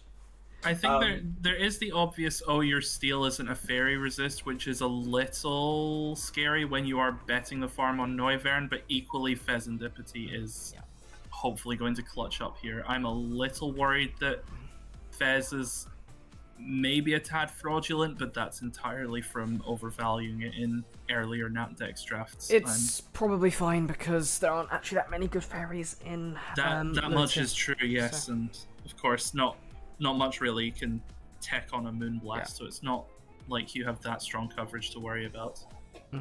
And so looking at doubles, I coincidentally mentioned it earlier, but here we have a Charizard Rain.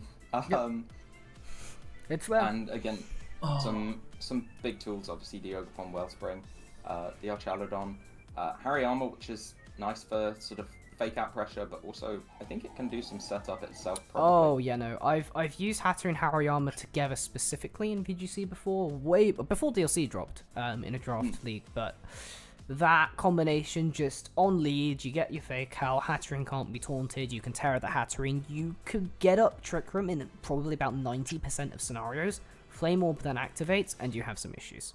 So really terrifying. Yeah. Does Hoppip get Tailwind? Yes.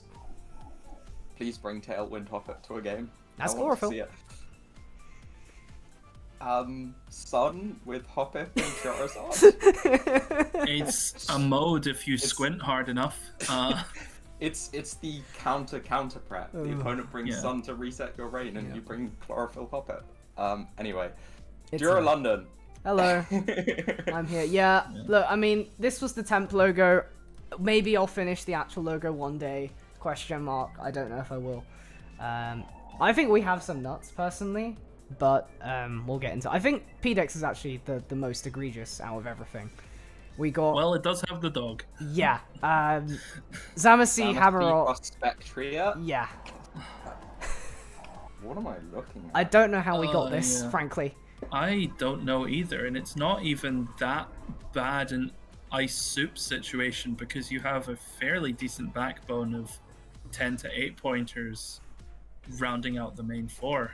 Yeah, this looks pretty terrifying. And Colossal as a secondary spinner isn't even that fraudulent, so it's really just the 1-pointer. I mean, we're free spinners because of Serena Dumbfan, so...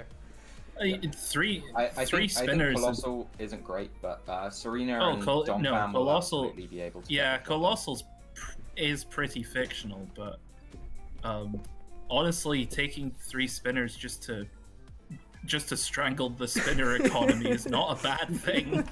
It's very true with how limited it is Yeah. in Peldex. Yeah. We expect Is Terra Terra Dragalge to Dragalge- trade. I'm a little confused on that one because I don't think it gets quite as boosted with stuff like adaptability. But I guess you go into a different type and go defensively, right? No, we're actually expecting it to just trade with Terra. Use it Okay. offensively Yeah. if it needs to. Because its Torn is there most of the time. Dragalge is like, oh, if it needs to get a kill, it can probably Occasionally. do that. Yeah. I mean, yeah, Makes sense. the boost isn't amazing, but it is still an adaptability Draco that goes even further beyond. So I did think about What was the Terra Dragalge, but what was the thinking behind the first pick Tapu Lele in that Dex then? Okay. You just thought it Our was player undervalued, or- just sent it. Okay. Before respect it. they just forgot. Oh yeah, no, I wanted to use Lele because I had fun building with it in like NDOU, and I was like, yeah, sure, that's fine. I just wouldn't have first picked it, but it's fine because we got Garchomp Taunty anyway. Yes, that is Yeah, that is a there's- core I'm very familiar with. that's And with like Tentacruel as a nice ice resist there as well. Yeah, it's pretty scary. I mean, that is the one thing. I guess there's Iron Crown as well, though I'm unconvinced on that Pokemon in singles. But you have got your ice resist there. But that is, I think, the main problem with Torn Chomp. But still Yeah. a very threatening core. And the Terra Cloister, I'm sure, will sweep a few people. Yeah, I mean, I wish this draft had better hazards, but other than that, it has its Yeah. offense. So. I mean, even if it is a bit fraudulent sometimes, especially as your steel, you are still making your opponent look at an expanding force calc, which is never a fun time for anyone involved. So That is true. it is going to force Pret whether or not it's making waves in the games itself. Then in low tier, you've got that Pokemon that you were saying was insanely good. God of plus War is cheaper the other than one that you were Espeon, by the saying way. was insanely good. Plus the other one that you were saying was insanely good. It's almost as if Um, it's my draft and this is my opinion on low tier, so take Yeah. it with a grain of salt. Yeah. Those top 3 are super scary though. Yeah, there's a lot of threat on here. You do have Heracross as our appointed protagonist of the format, and the undervalued Gardevoir and a solid pair. I think the main thing in here is that obviously Heracross does not want to deal with any amount of bird spam, and the team does not have the most robust flying resist, but that is, of course, you can mitigate that with Flame Body, Talonflame, and Intimidate on Overquill. And The you can intention is obviously actually to do it with P2 because that mon's Yeah, really the bulk fun. with P2 yeah. Well, is P2 going to help that. that is also completely fair. P2 is bulky as Like anything. the intention was like I was trying to get steel, but I couldn't see any steals actually one turn. I was like, actually, I'm gonna run P2 calcs because if this thing actually manages to take the hits it needs and pivot out, which it ended up doing when I ran calcs, so hopefully it'll work. Definitely exciting to look forward to. And here's the Fluttermane. Look, you have no idea how many times Esmond flip-flopped on draft planning to where there were many points where Fluttermane was not going to be on this team. Yeah, it took too many draft plans, and it took convincing him that if you drop Fluttermane, someone else will get it, and you will have to play into it. That is what convinced our doubles player to keep the Fluttermane. For the record. Somehow that doesn't surprise me. I do wonder, is the team maybe lacking in a little bit of offense here? I mean, you've got like double trapping, and triple if you count Magma Storm Heatran, I guess. Yeah. I'm kind of looking. I mean, Fluttermane, I'm sure, is more than capable of pulling that weight, but I do see. Yeah, like there's scope for it. Like, the offensive potential of Heatran can't really be ignored, and you can always do some silly shit with using Lava Plume to side target Excalibur for thermal exchange. I don't know if that was the intention, but No, not at least I'm aware of. But back should be able to get a good amount of it. it's an option, I guess. But just because back seems to be the team's main physical hitter, it does go quite heavy on the on decent control with Murkrow, Goth, and Wo-Chen all potentially doing a lot, and Follow Me static Electabuzz can be a right pain in the arse, but it'll be interesting to see how this one does, because it doesn't seem to have the most immediate power once people are calcing defensively into Flutter and trying to counter it acutely, but there's definitely a lot of threat there.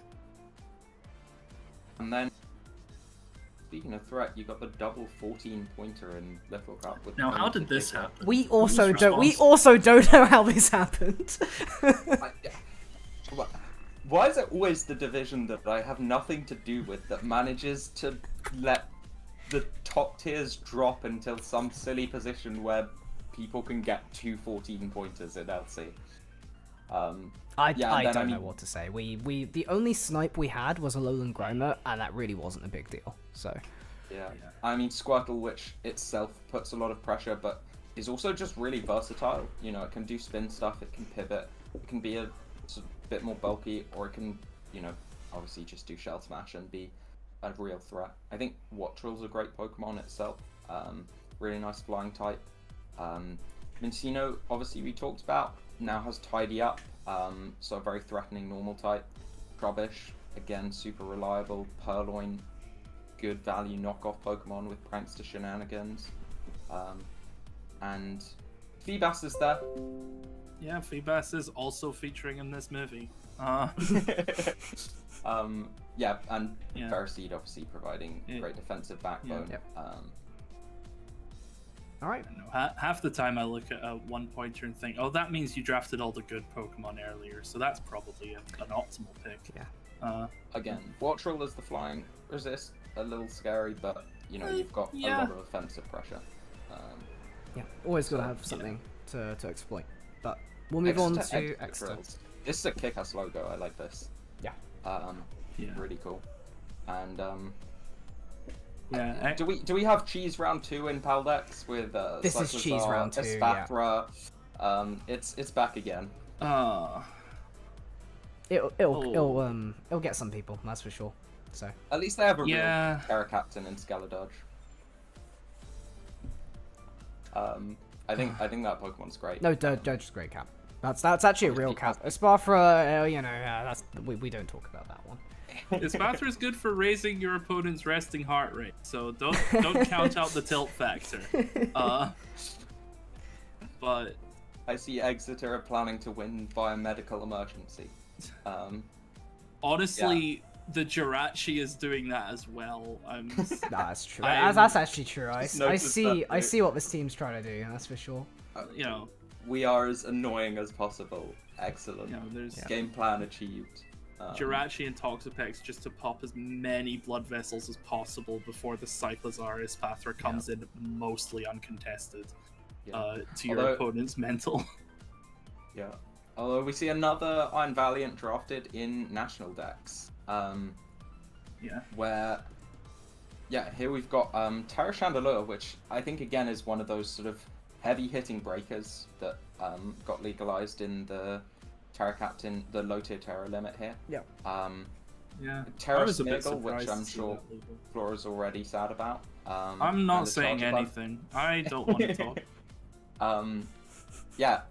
Got the that sort of Alomomola there for a backbone, and then the Sand Core with Mega T-Tar Excadrill, which Mega T-Tar isn't a great sand setter. It's not a great sand setter, no.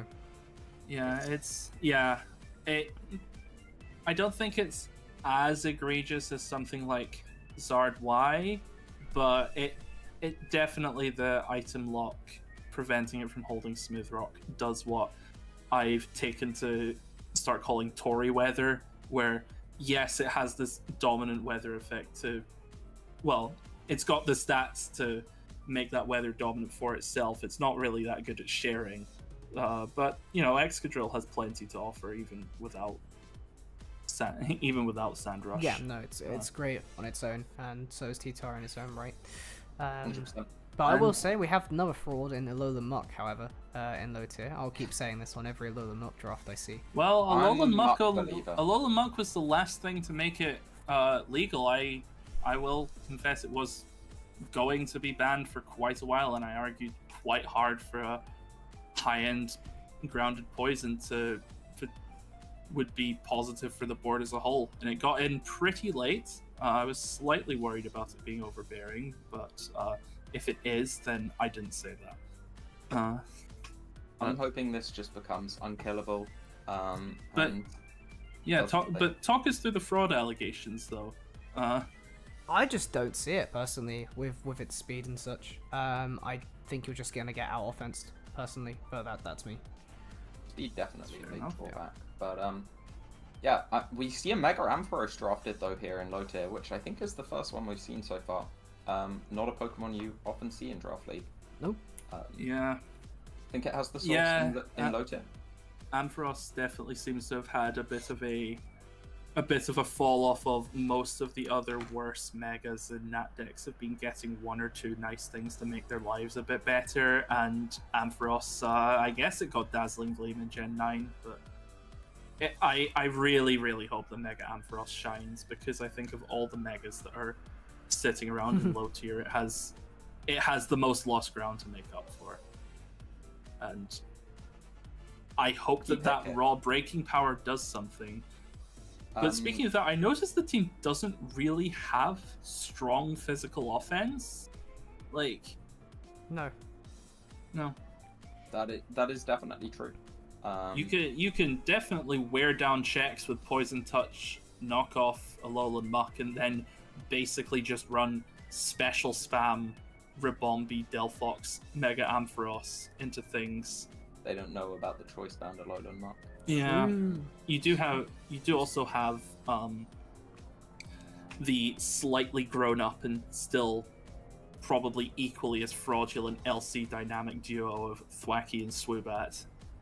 Their teenage years I would say, have been kind to them, and I don't have much faith in that in LC either, but it could absolutely do something to an unprepared opponent. Just seen Banded Rockhead Lairon with Head Smash in the chat, so I wouldn't see some of that. The Lairon vision. I see.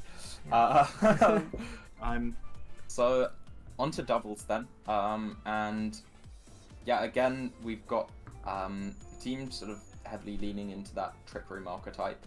With the Frigoroth, Blood Moon, Ursaluna. That is definitely one of those things where you are looking at that locked 20 speed IV Raging Bolt and thinking, I wish it was slightly more synergistic with a TR mode, because the pieces are there. There's a lot of threat. Hitmontop's utility is really carrying the kind of big threat level of Raging Bolt, Blood Moon, and Mr. Palafino, but the Tailwind mode is that you would kind of want for Blood Moon is Scyther. Yeah. I'm not huge on that. I don't know how to feel about Monkey Dory. What does it do? I don't know what it does. I mean, I Does it have guess Fake Out? closing. I do actually kind of know what it does in Monkey. I'm just kind of like making the Monkey Dory "what does it do" meme continue. Yes, no one actually knows fair. what it does. But yeah, no, it has Fake Out, Parting Shot, Nasty Plot, 130 attack, so 130 attack even. Yeah, it has good tools. To be honest, I wasn't that familiar with it, but no, it makes sense to have a Fake Out pivot on this team with stuff like Palafin, so it does get the job done. Yeah, can't really say no to that. And then Rotom's Mr. Consistency. So. Then let's look up. We see a fighting type first pick, though a 10-point Riolu. It's fine though, because he got Ruffler Corvana anyway. I'm just so confused by what Evil Tar was cooking in LC. Was this?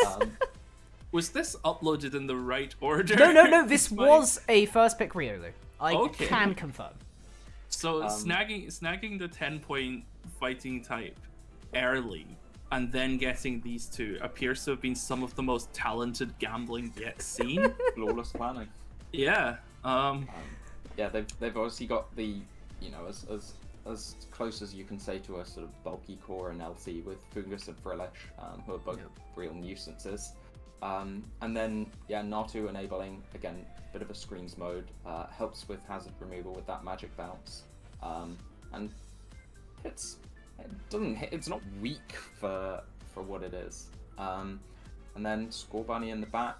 I'm a little confused by the 8-point Surskit. I'm not really sure what it does for 8 points, but equally I Sticky was webs. part of the tiering for this, so I guess the webs mean that that might be on me. Carvana could get away without running Protect once. I Well, don't webs are great know. for Rufflet, though, to be fair. That much is yeah. but it's really useful. And considering, I mean, I wouldn't say this team is slow, but it's probably it's lacking that sort of, you know, the forget what speed Carvana is. I don't think it's immediately super fast. No, I before believe speed it boost. is actually 17 baseline, but it just... Yeah, so it's yeah. 17. But you know, it's lacking Yeah, it that is. like base 19, maybe even the rare 20 speed mod. So the webs I think do help here, and that's Yeah, Score Bunny that's is true. that. Yeah. But yeah, onto the KCL Kingdras, and one of the teams who has won this team tour. I have got a quote second year. from their captain. They have returned with their strongest team yet. They will do the same as they did in Season 2. We are the winners because we win. End quote. Okay. Well, that turn I had like BDSP in it, confidence. so does it even count? I don't know. I still Big got that. confidence. If for all of those of you that have actually watched that finals with BDSP being the decider game, yeah, I I'm can't. sorry.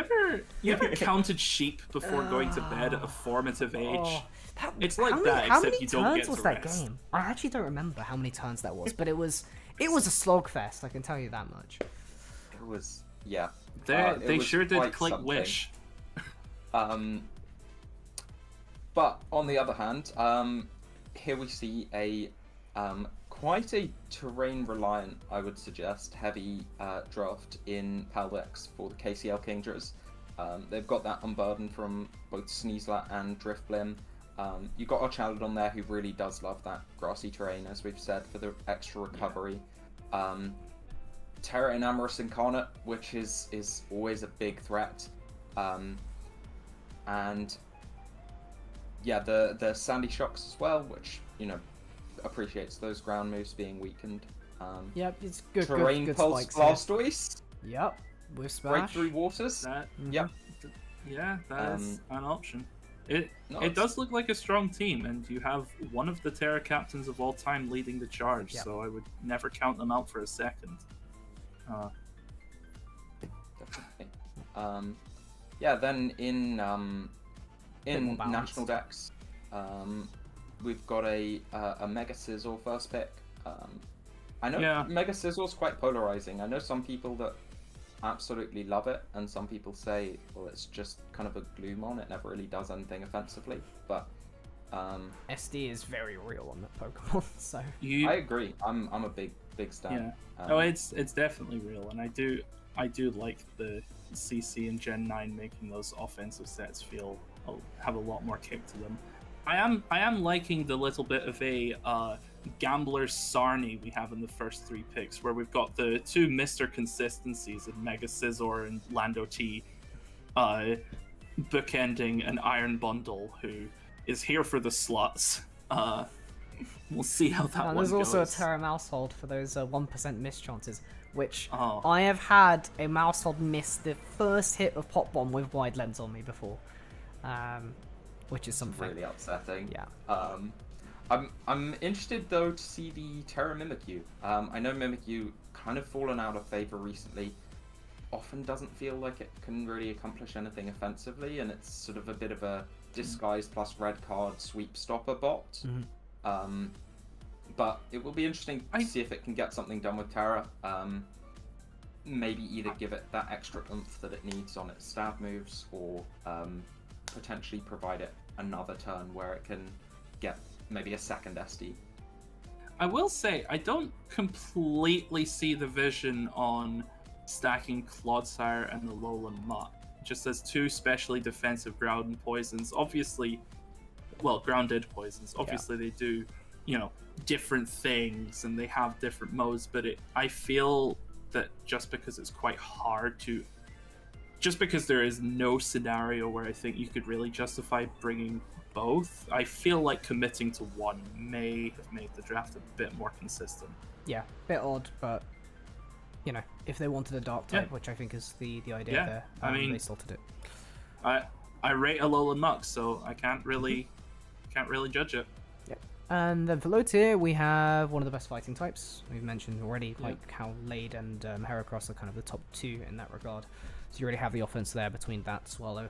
And I expect Megalix to do some big things. That Mon can hit quite hard, and it is rather fat. So yeah, those stats are something else for the low tiers. Yeah, just being item locked and 30 speed is obviously the problem. But... Of course.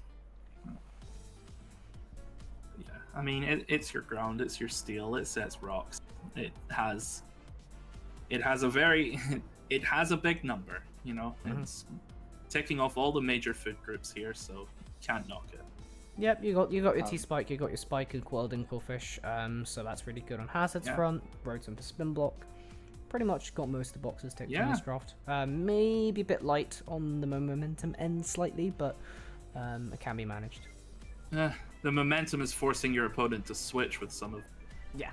But, And, I mean, you've got Volt Switch, Rotom, you've got Flip Turn on Quillfish, you've got Eject Pack, Overheat, Typhlosion if you're insane, I guess. The momentum's not horrible, and if you want to play the high tempo, it'll work for you. Yeah, personally, would like to see some slow stuff to get in stuff like Gallade safely, but anyway. No, that much is definitely true. It's not a slow momentum draft. It's I guess you could always sack the Lumineon. That's slow momentum. Yeah, then in doubles we have Urshifu Rapid Strike plus Double Genie. Hook? Question mark? Yes, no? Yeah, it sure will make your opponents depressed. Gallade in chat, by the way. Yeah, I saw that teleport Gallade. Yeah, no, it's having Rapid Food Horn with a Pikachu in the back. There is another draft in Zygarde, that same free actually, as well as a Mesprit. Yes, yeah. I think another London draft, right? Yes, it is another London draft. So somehow we've managed to... I don't even know. London has just managed to get Rapid Food Torn Pikachu 2 times on different teams, but hey. Yeah. And you have, pretty strong redirection in Magmar and Brute Bonnet. Between them, between the Flame Body and the more offensive Rage Powder potential, there's definitely some overbearing stuff here, and honestly, any points that you could make about synergy feel almost moot. There is one hell of a threat level here, just in those top 3 alone. Yeah, you can get blown away depending on what happens due to overlapping weaknesses, but it can be played around, and Terra exists, and you have Fake Out on this team, so can be managed. If this is a bounty for all of you in Eviltal Division, if you can deal with a team with Urshifu Rapid, Tornadus, and Landorus on it, I will personally be very proud of you because I don't like these Pokemon. Please slay this beast. Already. Well done to the KCL Kingdress for drafting this. It makes my head hurt just looking at it. And then in Little Cup we've got Timber, Chinchou, Apom as a top 3, which is that's pretty scary top 3. And some, again, as we've said with Little Cup, we've had a bit more of a split this year between top heavy and balanced sort of mid tiers. And this has lent more into getting a more rounded mid tier. And they've got some cool utility picks here. You've got Cockney, which is obviously super useful for spamming those support moves with Prankster. Alola Meowth, which has that Technician Fake Out, if I'm not mistaken, as well as U-Turn, and lots of other sort of coverage moves. Has it got Parting Shot as well, or is that just the evolved form? I'm not sure if the pre-evolution has it or not, but it does still knock off, so there's that. Yeah, definitely always useful in Little Cup. Remove those Eviolites, those berry juices. Cufant, personal favourite of mine. Love the elephant. Yeah, I can't really say much on Little Cup. My opinion isn't worth much, but from what little I've played of it, I really like Chin Chow, so 2 thumbs up for that. Good one. Good job. Good one. All right. Yeah. On to Lancaster Larvesters, which they've had apparently a lot of pressure on them to ball out, but they were pretty happy with how the drafts have turned out overall. So, especially with some of the lower tier mons that they picked up, apparently. Yeah, I mean, right away, the big thing that I'm seeing is, both Paldea decks and Nat decks getting the Raging Bolt. getting the jump scare combo of Raging Bolt and King Gambit on both teams. I know that Lucas is a huge fan of the Sucker Punch and Thunderclap mind games. They have no fear, and so anyone who's watching out for this and is in an end game where they look at this, watch out. If you think your opponent is going to second guess themselves, they will not. Lancaster have trained for this. Training their entire lives. Yeah, no, Terrabolt's one of the best caps and P-Decks as well, anyway. Yeah, so absolutely. Amazing Pokemon. Really strong.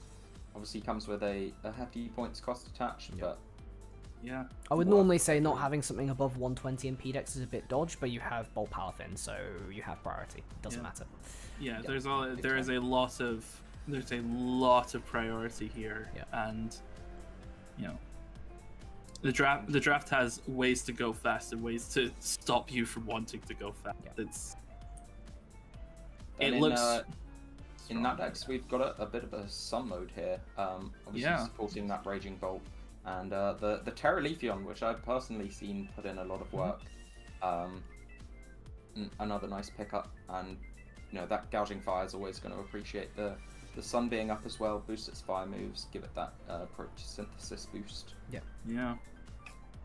All sorts of stuff here. And then you've got, fittingly for a team instructed to ball, we have as our primary water Mr. Craw. Is that a primary bulky water? Absolutely not. No. Is it a guy who balls?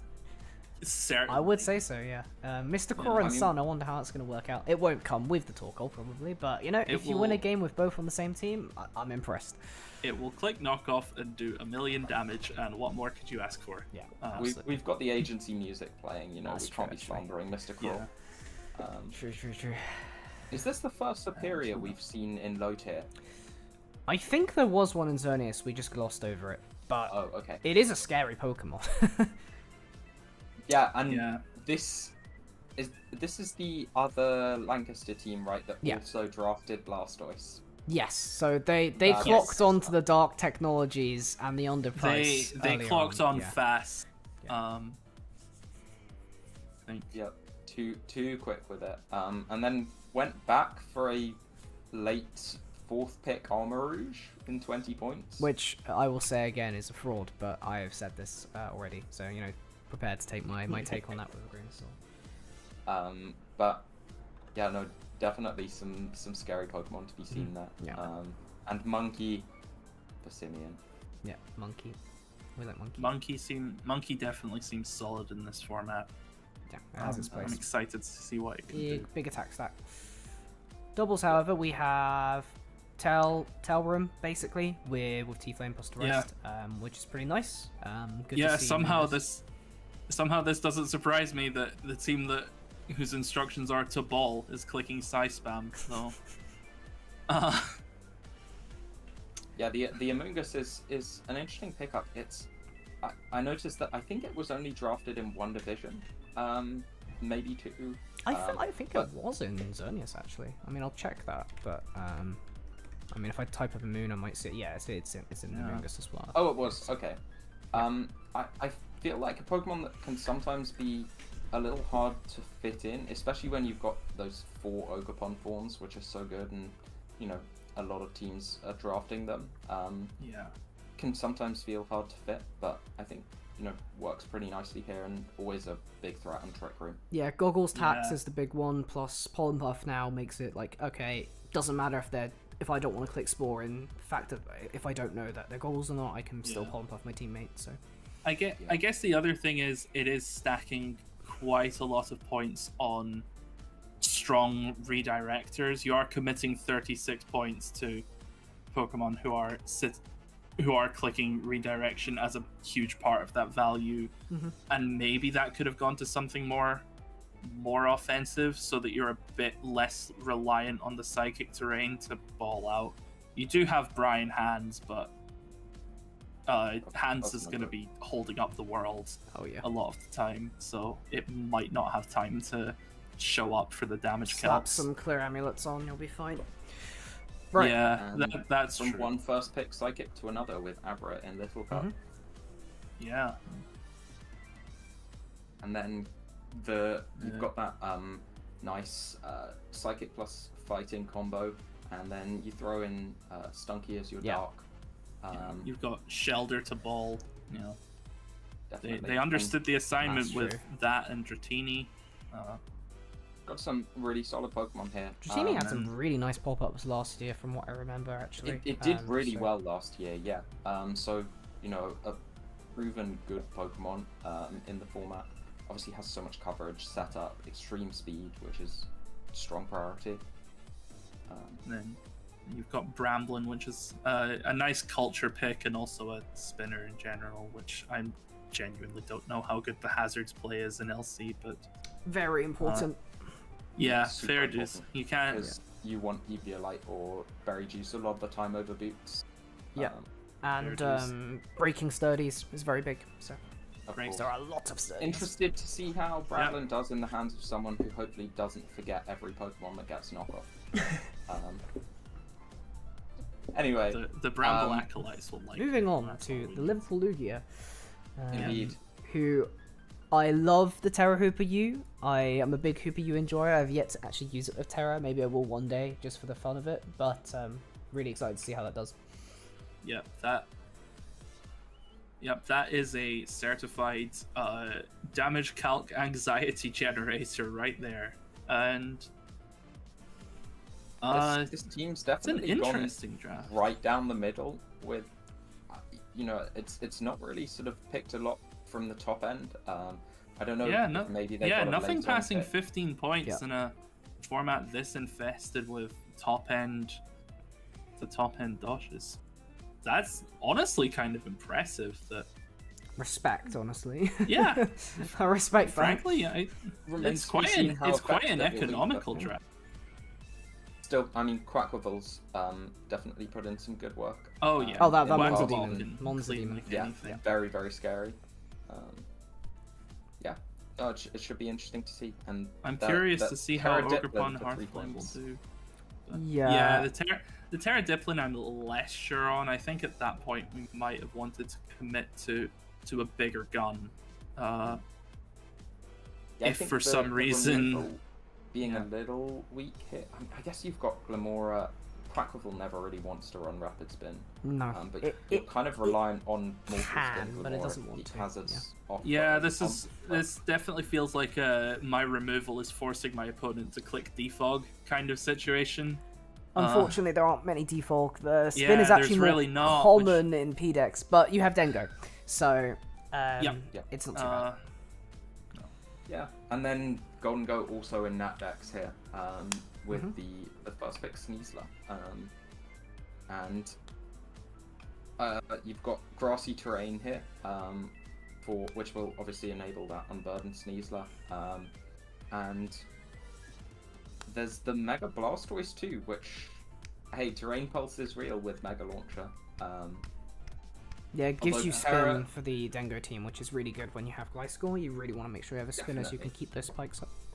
Super useful. And the Terra Diancie I think is really quite nice here. I think that Yeah. Pokemon's great with Terra It is. setup options, and can obviously get rid of that big 4x weakness, which holds it back sometimes. Mm-hmm. And then we have low tier, which has, again, went more economical, much like the PDX team. But there's still some scary stuff on here. Durant in low tier, being, of course, the person that's actually playing this team later this week. That Mon has some very annoying calcs with Hustle. Of course, it can miss, but the calcs are there. Yeah, 80% of the time it works every Yeah. time. that's. I believe in Durant to make those happen. But yeah, I'm interested to see what Aqua Paldea and Tauros will do. I've heard some pretty good things about it from people who've dabbled more.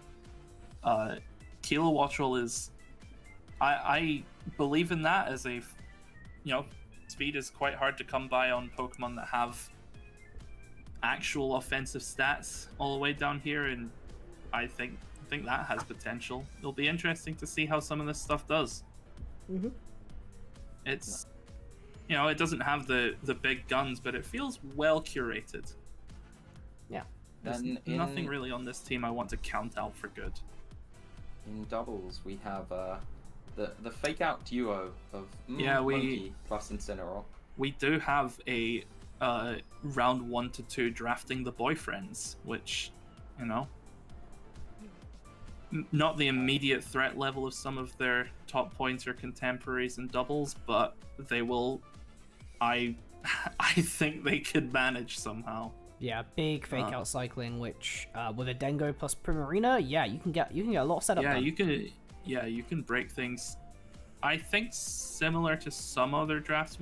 Honestly, the Gallade maybe feels a bit out of place beyond just being a big physical whacking stick, but It's good for Trick Room.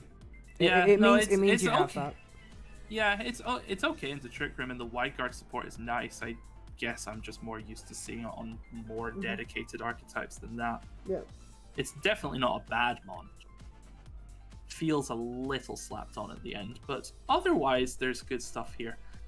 I do think, I'm pretty sure Electabuzz was already taken in this pool elsewhere. I'm not sure if that was before or after, to be honest. This was check, before. but- No, sorry, it's taken this was after. It was taken before. after. So they took the Eevee before the Electabuzz was taken.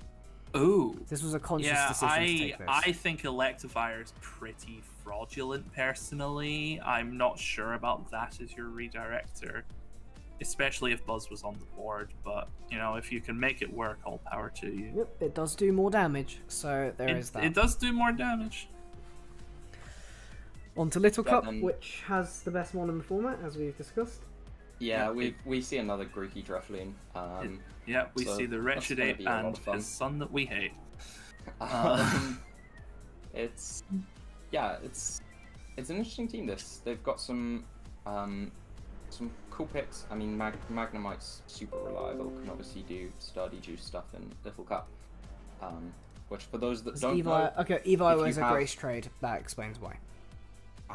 okay. If you have 21 HP or less in Little Cup, and you're knocked down below half health with Berry Juice, you heal all the way back up to full and get effectively 2 activations of Sturdy, provided you're at full health to begin with. Which is very juicy. That's why we always like Sturdy Definitely. in this format. Akihita feels like nice value for 6 points. Decent fighting type. Yeah. I guess the speed's the one big thing. Yeah, it's the main thing, is the speed, and speed is very important to LC, based on how the damage is, basically. So I'm sure Grookey plus Drifloon will carry more than a yeah, few games. absolutely. Nido Queen Mary then, with what looks to be, was this drawn on paper and scanned in?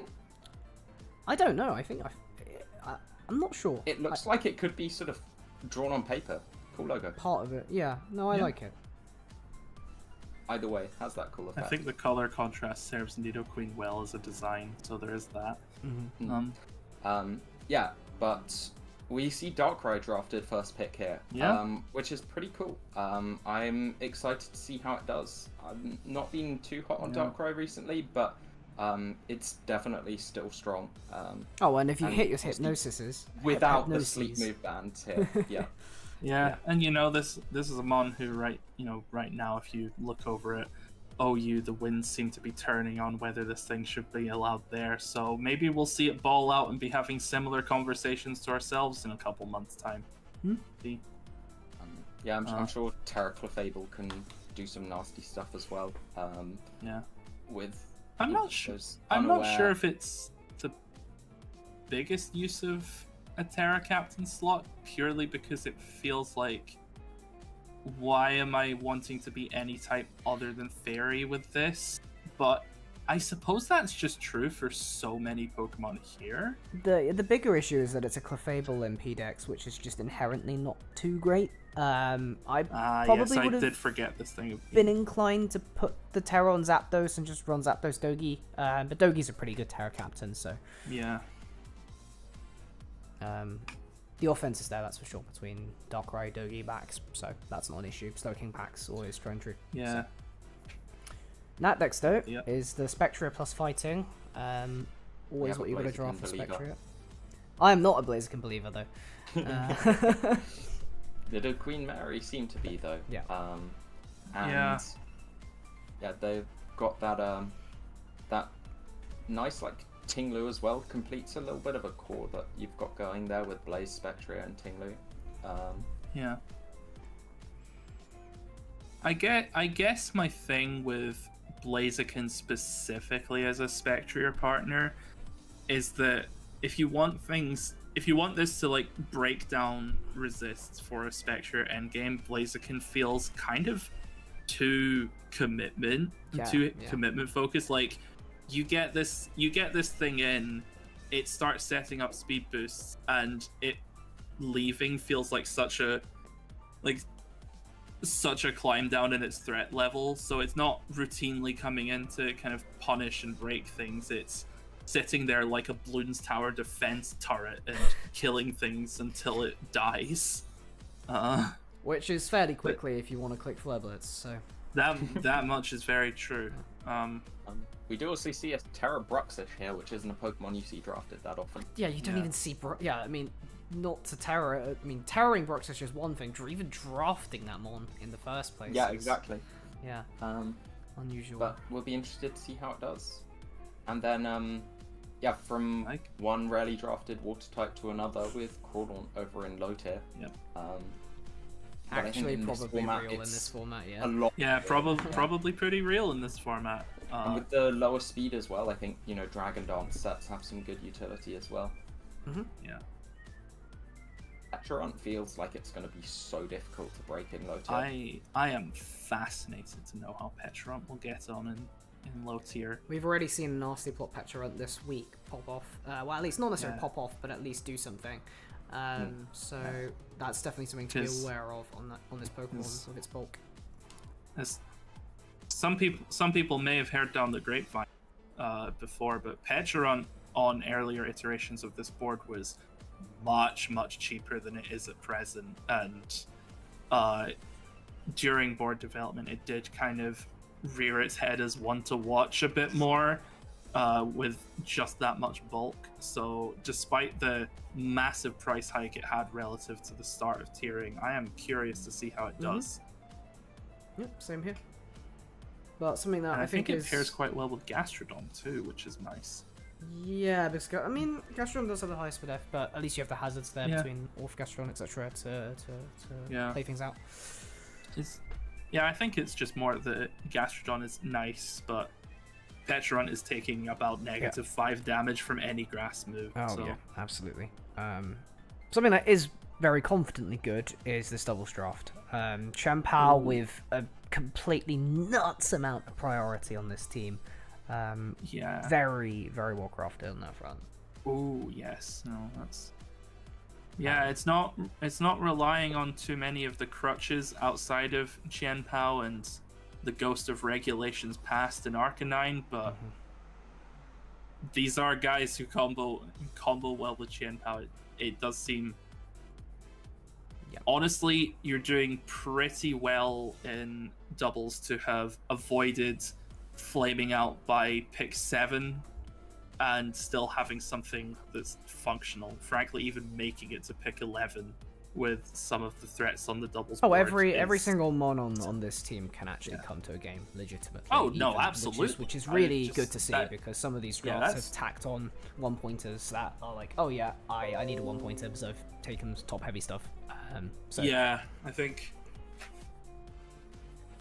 No, this does seem. This is a good draft, despite the fact that it isn't ticking all of the boxes of the guys we saw on regional streams yeah, necessarily. So I'm curious to see how it does. and as a draft format, I can definitely say some of Yeah. these mons are very good in draft, but Yeah. we'll have to see it pan out. And then, meanwhile, in LC, opted for a fairly different approach with, again, much more sort of middle-heavy draft.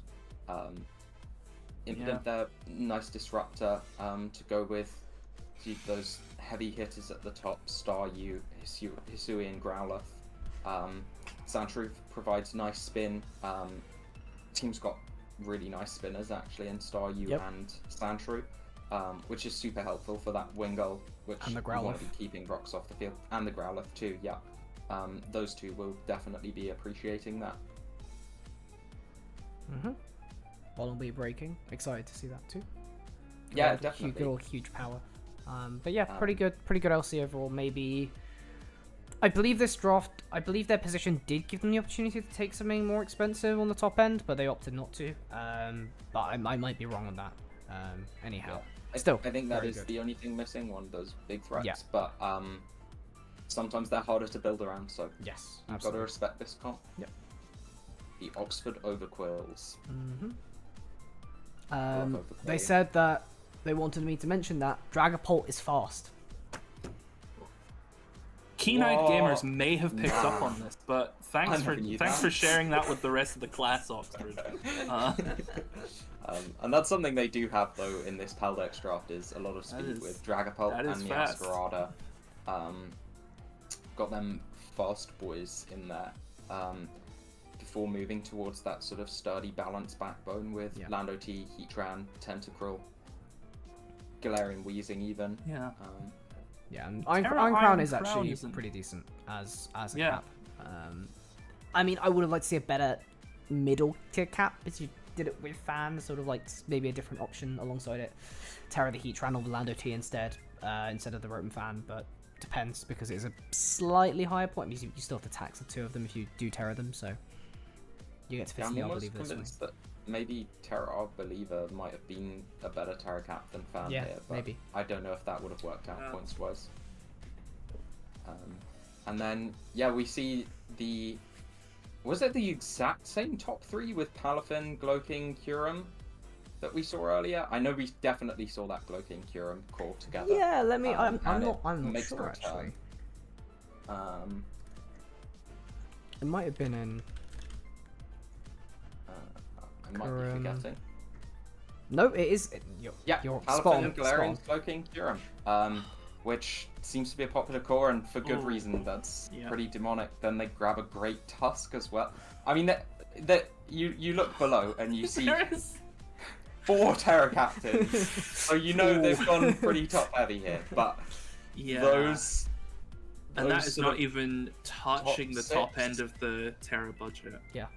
yes, That is. it's those top 6 plus maybe you bring one of your Terra Captains to a game. which- Yeah, it's kind of there's a team of 6 here who are damn good mons, and occasionally you might run Suicide League Claydol, you might run Rotom Fan being the pivot who makes it all happen, or Webb's Masquerain. Yeah. You might make decisions you regret and bring Manectric to a game, but yeah. Can't complain for 1 point. The threat, you can't complain for 1 point, and the threat level for the other for the first 6 is unprecedented. It's a fun way of doing things, that's for sure. And yeah, we've got Hisuian Zoroark once again, plus Incineroar, which, you know, a nice sort of pivot Pokemon here, and then the Bronzong as well for some nice bulk. I think Dashbun is fake, but hey, maybe the low tier power level helps it out. Yeah, it's a fairy in low tier, so there is that. If you really wanted a fairy, then yeah, you don't really have much choice. I wouldn't say it's as fake as a fairy as Tatsugiri is as your water and your dragon. That makes Darkspun feel pretty good. But there's strong stuff here. We like to see the Mega Manectric a lot. That's good for pivoting. Cradley's just a cool guy. I don't know. Can do Storm Drain stuff as well to sort of relieve the Tatsugiri. Yeah. It could sit there and look handsome, and I would say it's worth every one of those 8 points. Then we see Sun in doubles with a first pick Torkoal into Chi Walking Wake. Yep. Quintessential Yep, Sun. that's a mode. Yeah, it's pretty standard Sun. To be honest, and then you have good old Hisuian Milligant, which better hit your sleep powders. Sleep powder. Yep. We've got the wide lens on deck. Yeah, that's... With the wing as well, actually, which can hit first really hard impression's with quite nice for softening stuff up. This does feel as close as a doubles draft can get to just becoming a point-and-click adventure game. They do have that trick mode as well, which is pretty nice to see. Okay, yeah. I mean, Tankutough and Impidimp are nice bargain bin utility. Yeah. They will bring things and die, and it won't matter because everything behind them is scarier. Oh, absolutely. Yeah, Sun again in Little Cup though, with the baby Vulpix Sun Bulbasaur. this time. Exactly. Ittle Bittle Sun. But nonetheless scary, with a really, really threatening duo in Little Cup. And the Trapinch on there as well, just for good measure. I don't really see what Trapinch is doing. I guess there's a QC fly around. Removes anyway. rock types ? Which Bulbasaur kind of does, but it can switch into them. So yeah, I guess that is true. It works fine as a ground type and is a great mon in its own right. Big roly-poly as well at the bottom, which is your only spinner. That is basically your hazards. Your control and setting. Would have liked to see better hazards, but the offense is there at least outside. Well, I mean, Arkin can set rocks at least, so yes, it can. And the Chandelures return. Have they been in every year so far? I think so. Yeah. So a returning classic with the Chandelures, who have drafted Deoxys Speed Garchomp in Paldex. What are our thoughts? Very flexible. I'm a lot not of spikes on the floor. Yeah, a lot of spikes. I'm not big on DOS, but I know lots of people that are. I think it's a very love it or hate it mon, personally, but I don't really see many people having a neutral stance on DOS, at least. I am intrigued by the decision to have two top of the class offensive spikers here, and then the removal is more in the defog with Mandibuzz and Scizor, and I'm not seeing a spinner here. That is interesting. It is the curse of Paldex, to be fair. We can't it is, but good spinners gone. I believe Brambleghast is still around, but they decided not to take it. Which is a lower tier spinner, granted, but I think at least you would want maybe if not a good spinner, then at least kind of a bad spinner on the tail end, just to make the heavy spike stack a bit more of a mode. But I could see that, yeah. And Garganacl, which suddenly becomes a bit more real with Terra. A bit more real. And Terra Keldeo, I can't say I'm too familiar with. Anyone got more insight on that one? It's okay. There are better Terra Caps in the format, but it's by no means bad. Duly noted. Obviously, Mandibuzz and Scizor will be U-turning and being annoying, as they always do. Then then yeah, over in Natdex, this is a team that noticed a little oopsie doopsie that we made, which is that in the first iteration of the tiers that got copied over for Natdex, Frostmoth was Terra banned in low tier Terra, and thus was 3 points. So Terra Frostmoth for 3 points is pretty good. Yes. I think a steal. I think this Pokemon is like probably on par with 10 pointers with Terra. Yeah, less a steal and more ransacking the economy with PPE scandals here. Yeah, I mean it's not the end of the world, but it's definitely a really good pickup. Yeah, no, it's a good pick, and there's a lot of heavy hitter offense here.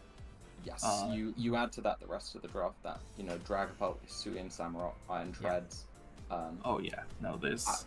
I'm not so keen on Mega Gardevoir, but I think it does something here. And it's another damage Cal Candy, and Yeah, it is. It's one of those ones. You can't knock that.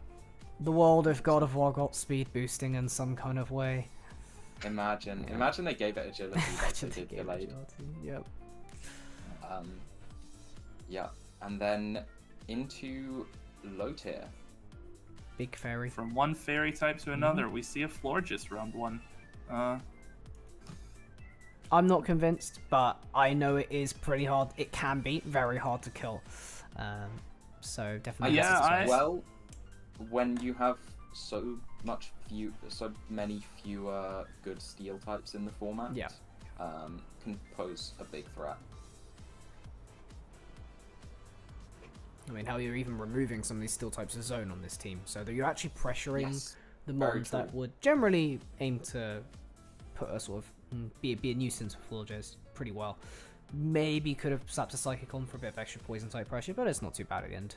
With Donphan, poisons aren't quite as bad. I think Florges gets Psychic, but I might be wrong. I can check that. I think it does. I would assume. It gets Psychic, so it can actually hit those itself. Can indeed. Then we see Dozogiri in doubles, which I know a lot of people have referred to as bait, without putting too fine a point on it.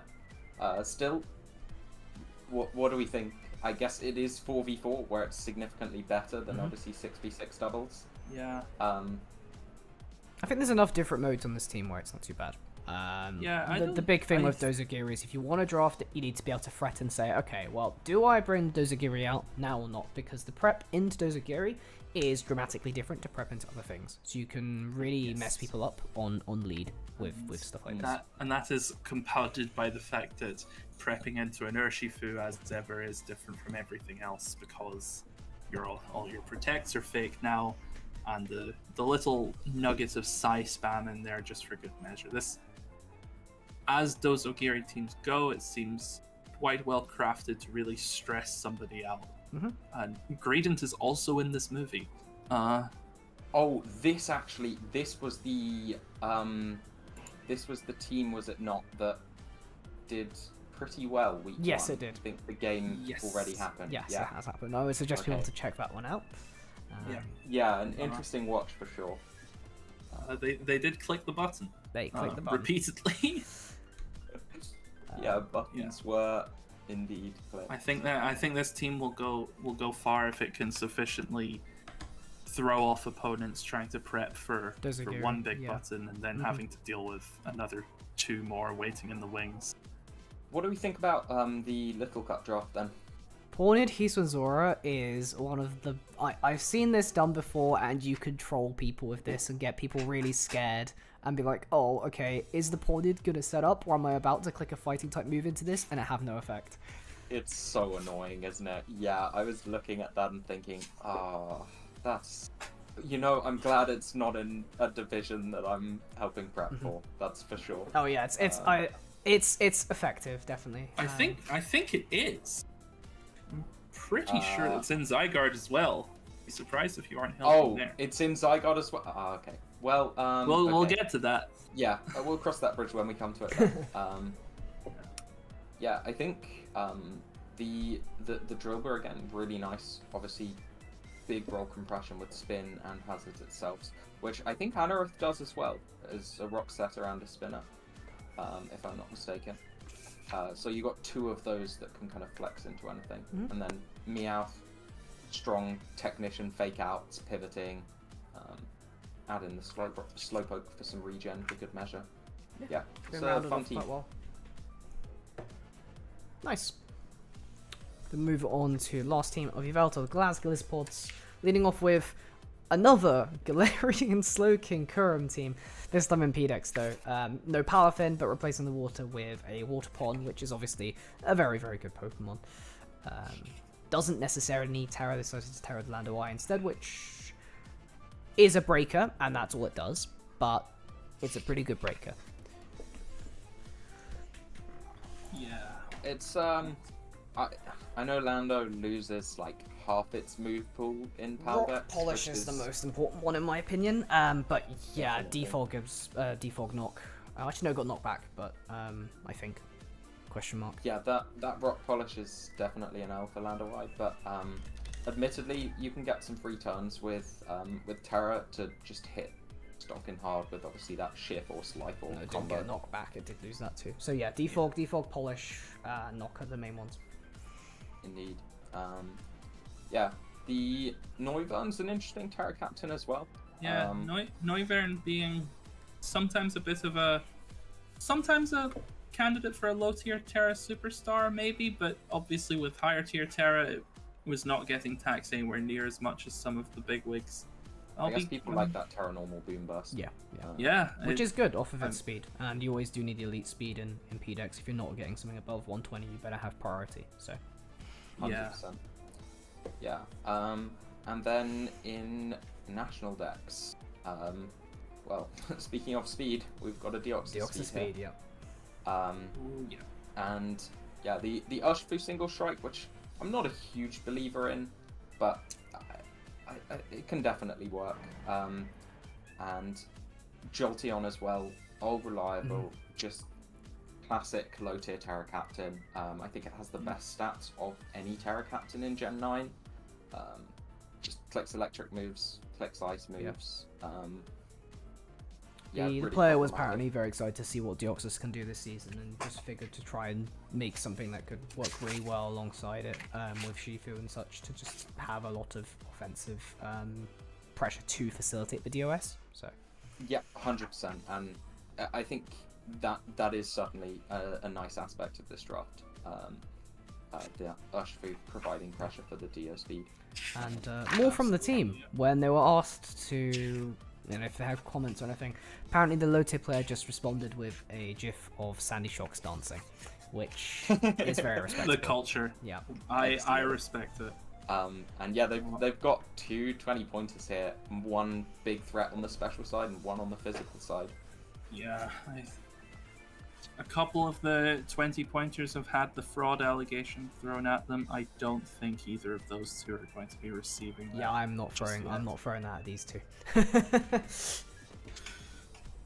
Yeah, Shocks is another one where we talked about whether it was in or out for some time,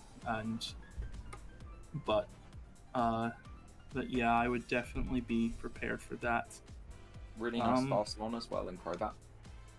Yep, Crobat having quite elite speed here. Sinistcha is, a newer one on the block. I am particularly curious to see how this thing will do.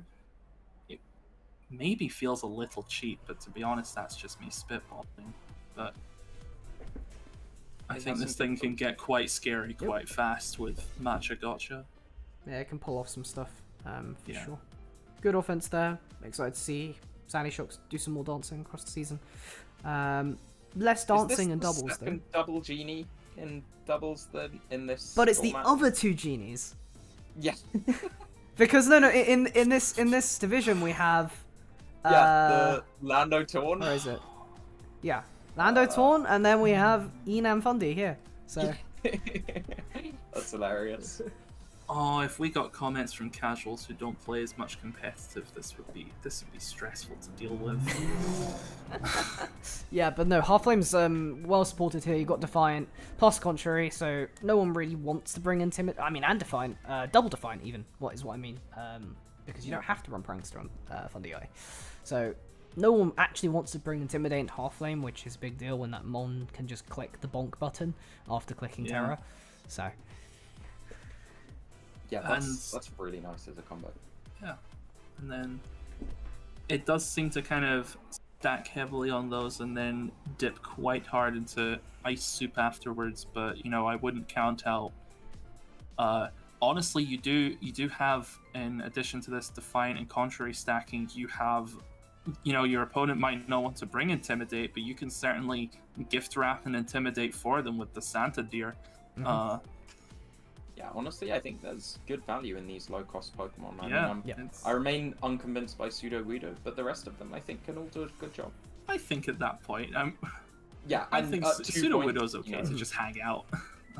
You're just being chilling and 2 points. Yeah. And you do have the secondary Prankster and Meowstic as well, which takes the pressure off of Thunders to do it. And gives you Screen's Fake Out, which is cool. Yes. And then you get Why has Mudbray been first picked again, though? I don't know. I don't know. Are people seeing something that I'm not? They just like the donkey? I mean, I like the donkey, but... I mean, they still got their 13 pointer afterwards, so... They did indeed, indeed. Plus the Marini, which is ever annoying, and then more bulk with the Lowland Grimer.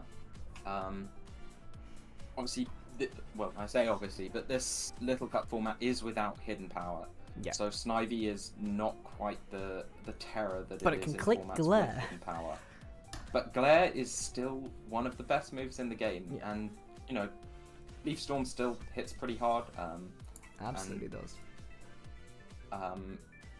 Gives good snowball potential if you can weaken down those checks. And yeah, I really like Dotiro. I'm not fully convinced by a third pick. Some of the drafting order just looks a little bit weird here, but overall they've got a solid selection. Yeah. No, I like it. Definitely has its place. Removal? Question mark. Apart from maybe Defog Snivy, which is a little bit of an issue, but we'll have to see if they can navigate it. Mm-hmm. Definitely something that comes with play. But that has been Yveltal. Pretty interesting. Definitely seeing some themes across divisions with these two, but we'll see if that continues in Zygarde with the Cambridge Camerons. Absolutely.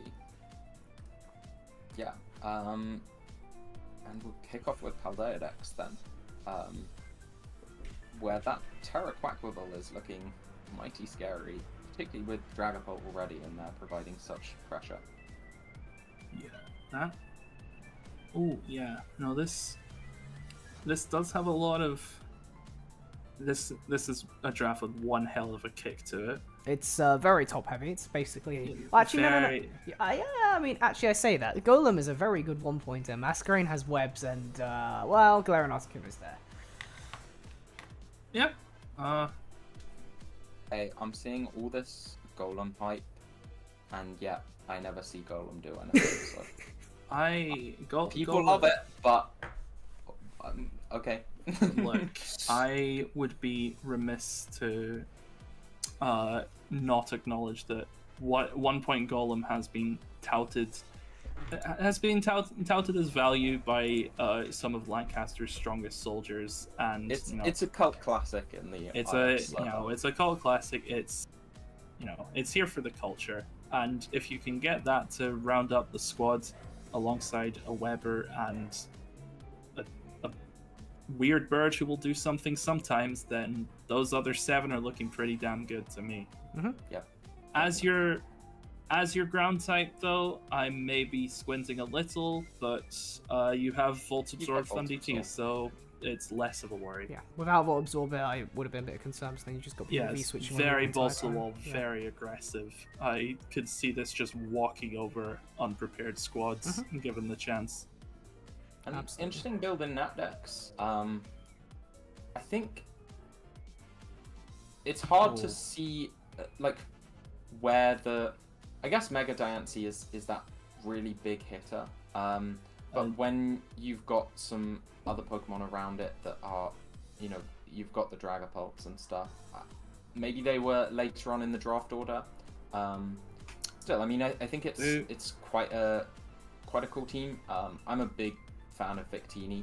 I know there's Pursuit in that decks, but I think actually Pursuit's super underutilized.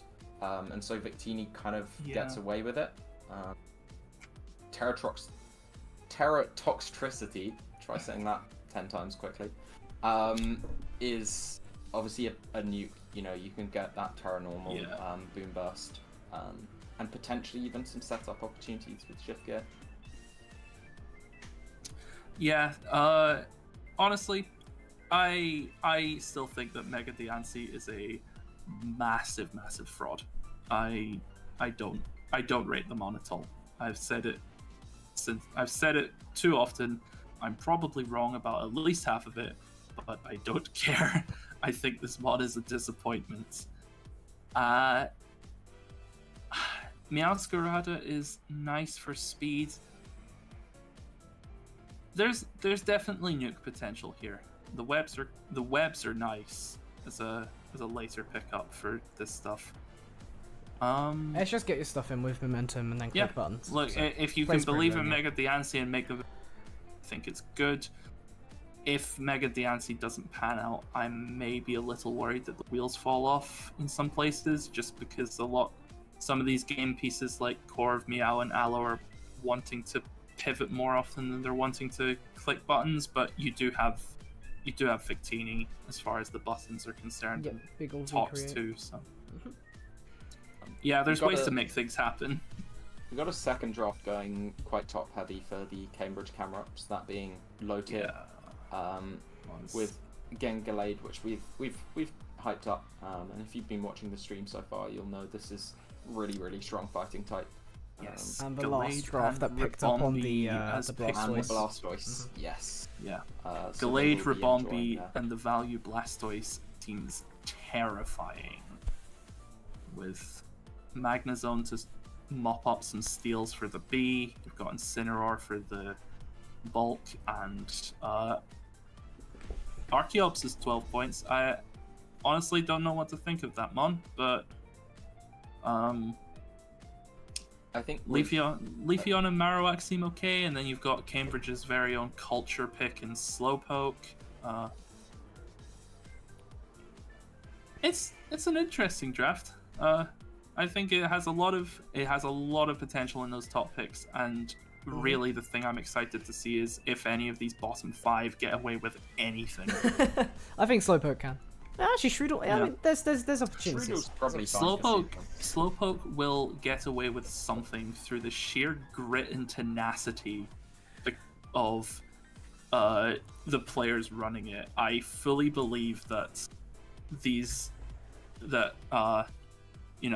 Empoleon 9000, one of the Cambridge players who is very locked in with some of this prep, swears by Slowpoke and will have consulted the ancient archives in the deepest recesses of Cambridge University that will say somehow, some way, Slowpoke wins as a week. And I can't wait to see it happen. But yeah, even if that's completely fraudulent, you have Gallade and Ribombee, you're probably fine. Yeah. But going on with the top heavy theme, Doubles is yet another one playing Palance of some kind with a Pelipper slapped on, which is pretty cool. Good old, I mean, when you draft Paladin, you really do want to be going for balanced teams. It's kind of the only archetype it fits on for VGC. But pretty decent job. Does Torracat learn Fake Out? I'm realizing Yes, I don't know it does. Okay. It gets pretty much everything Incin does. It's just NFE doesn't have Dark typing. So yeah, well, Rillaboom and Incineroar have split up, but Rillaboom's still taking care of the kids. How supportive. I'm sure that'll go well. And then Bolt Palafin seems good for nuking. I like Sylveon for the spread here. You've got a solid Intimidator who combos well with Pelipper. There's not much to knock in here. I just wish there was a better Trick Room setup because it's Trimecha. Yeah, that's a...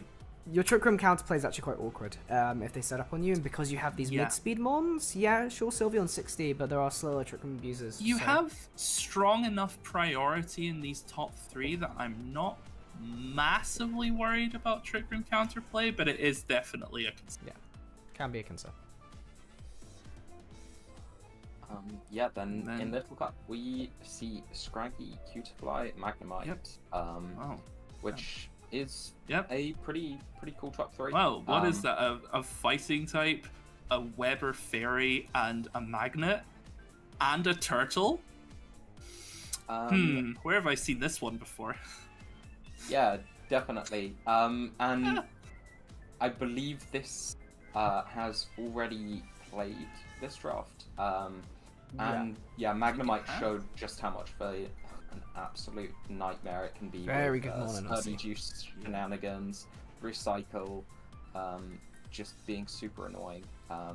And we saw a little bit of a Minchino pop off as well. Yeah, Nice. well, it's good to see something do well outside of the bring your child to work day core that they have in the first 4.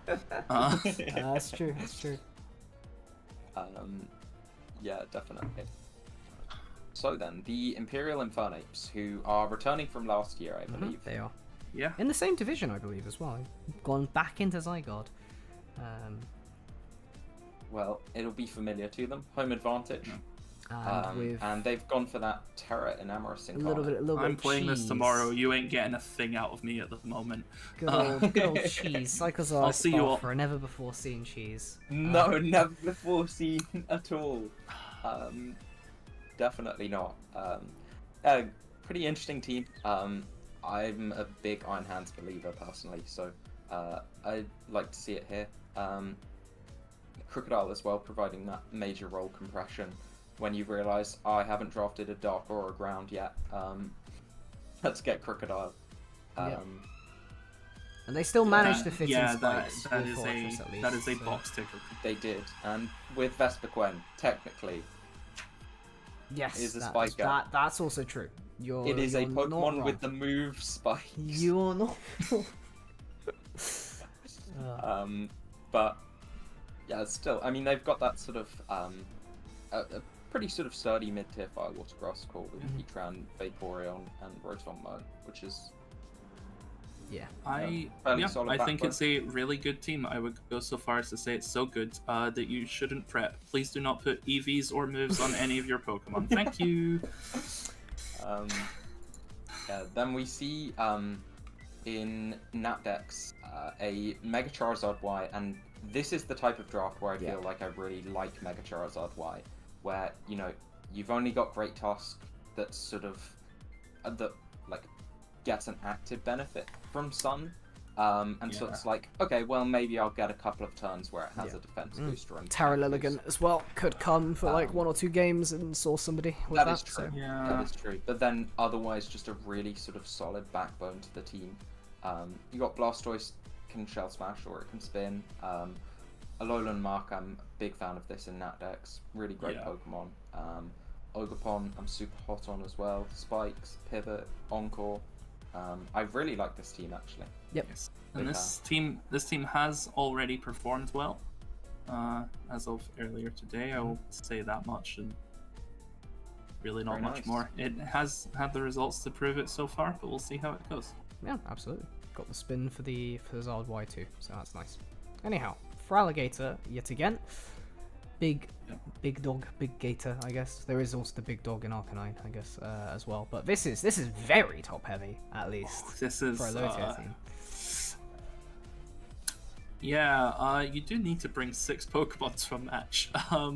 Yeah, one of those so- bottom 5 does have to come to each game. What? Yep. It's okay, Mewtwo solos. I True. believe.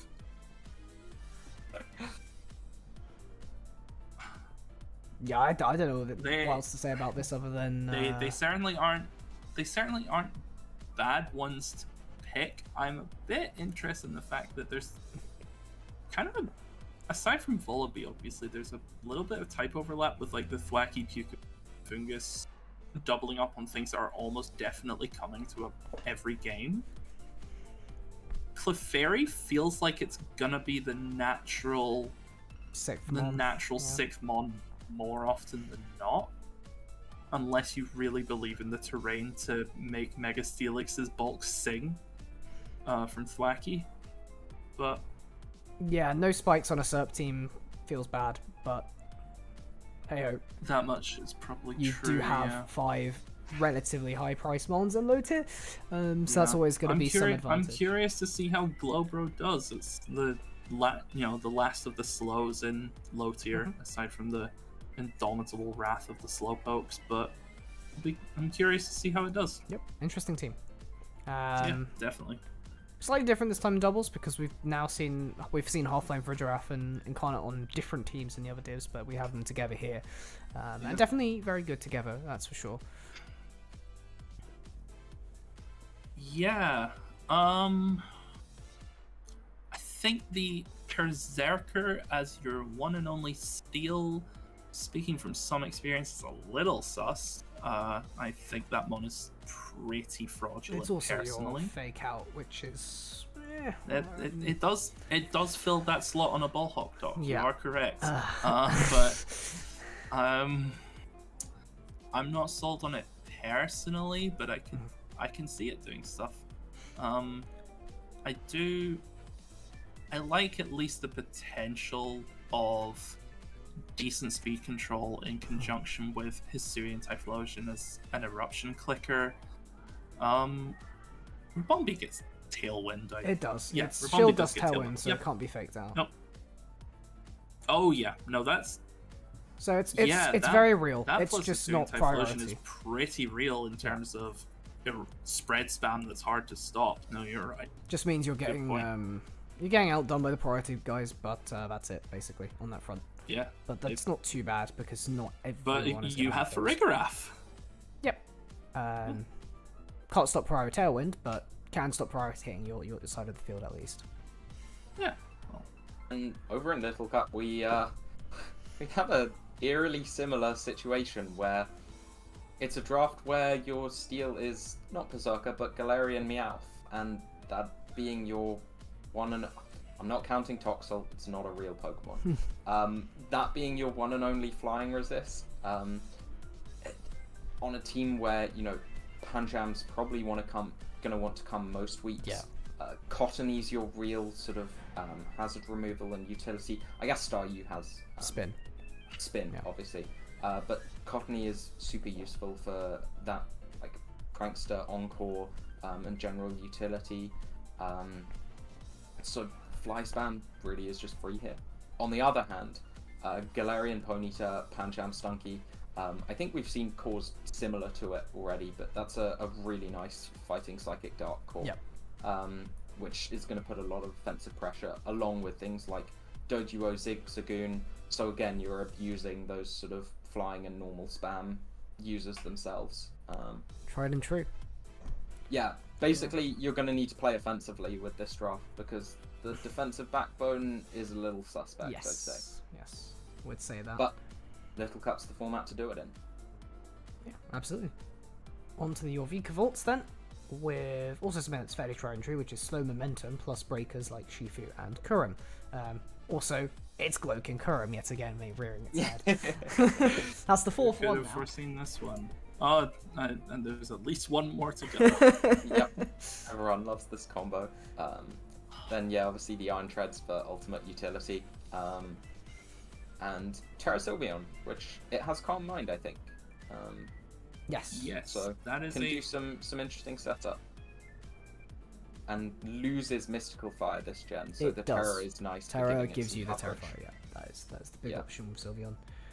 Yeah, I mean it's still the same wish abuser as it was beforehand. So Yeah. very much does the same thing as it always has. Excited to see Suicune though. I don't see Yeah. that drafted that often. Yeah. Unfortunately, PNX is a very anti-Suicune format because of how long Suicune takes to actually get going. But yeah, we'll see. It probably loses stuff like Toxic as well. Yes, it does. Yes. So Little it's a bit 1D, and unfortunately not offensive enough. But, you know, it is bulky at least. So, at least for the bulky part of the water that you slap onto drafts, that you do actually get that out of Suicune still. And they've got the mascot pick at least, so they're winning in that regard. That's true. Yeah, then Mega Gallade Spectria, which is a demonic combo. Oh yeah. Admittedly, the fighting not being a Dark Resist is a little annoying, but you know, you've got Hydreigon in there, and offensively very scary. I would like to have seen a better fairy here, just because, as I say, you don't have that Dark Resist from the top two.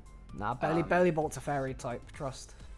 That's true. Terra Belly Bolt is a fairy type.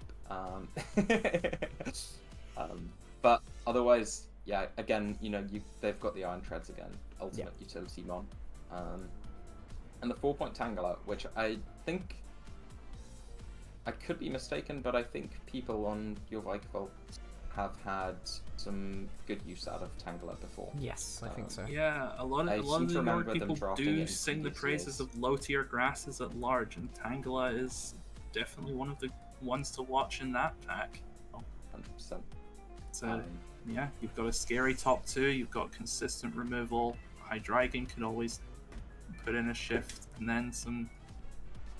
Yeah, there's, you know, a lot to offer for Mega Gal and Spectrier to clean up for one another on the sides. So I think break it's for looking that very matchup. consistent.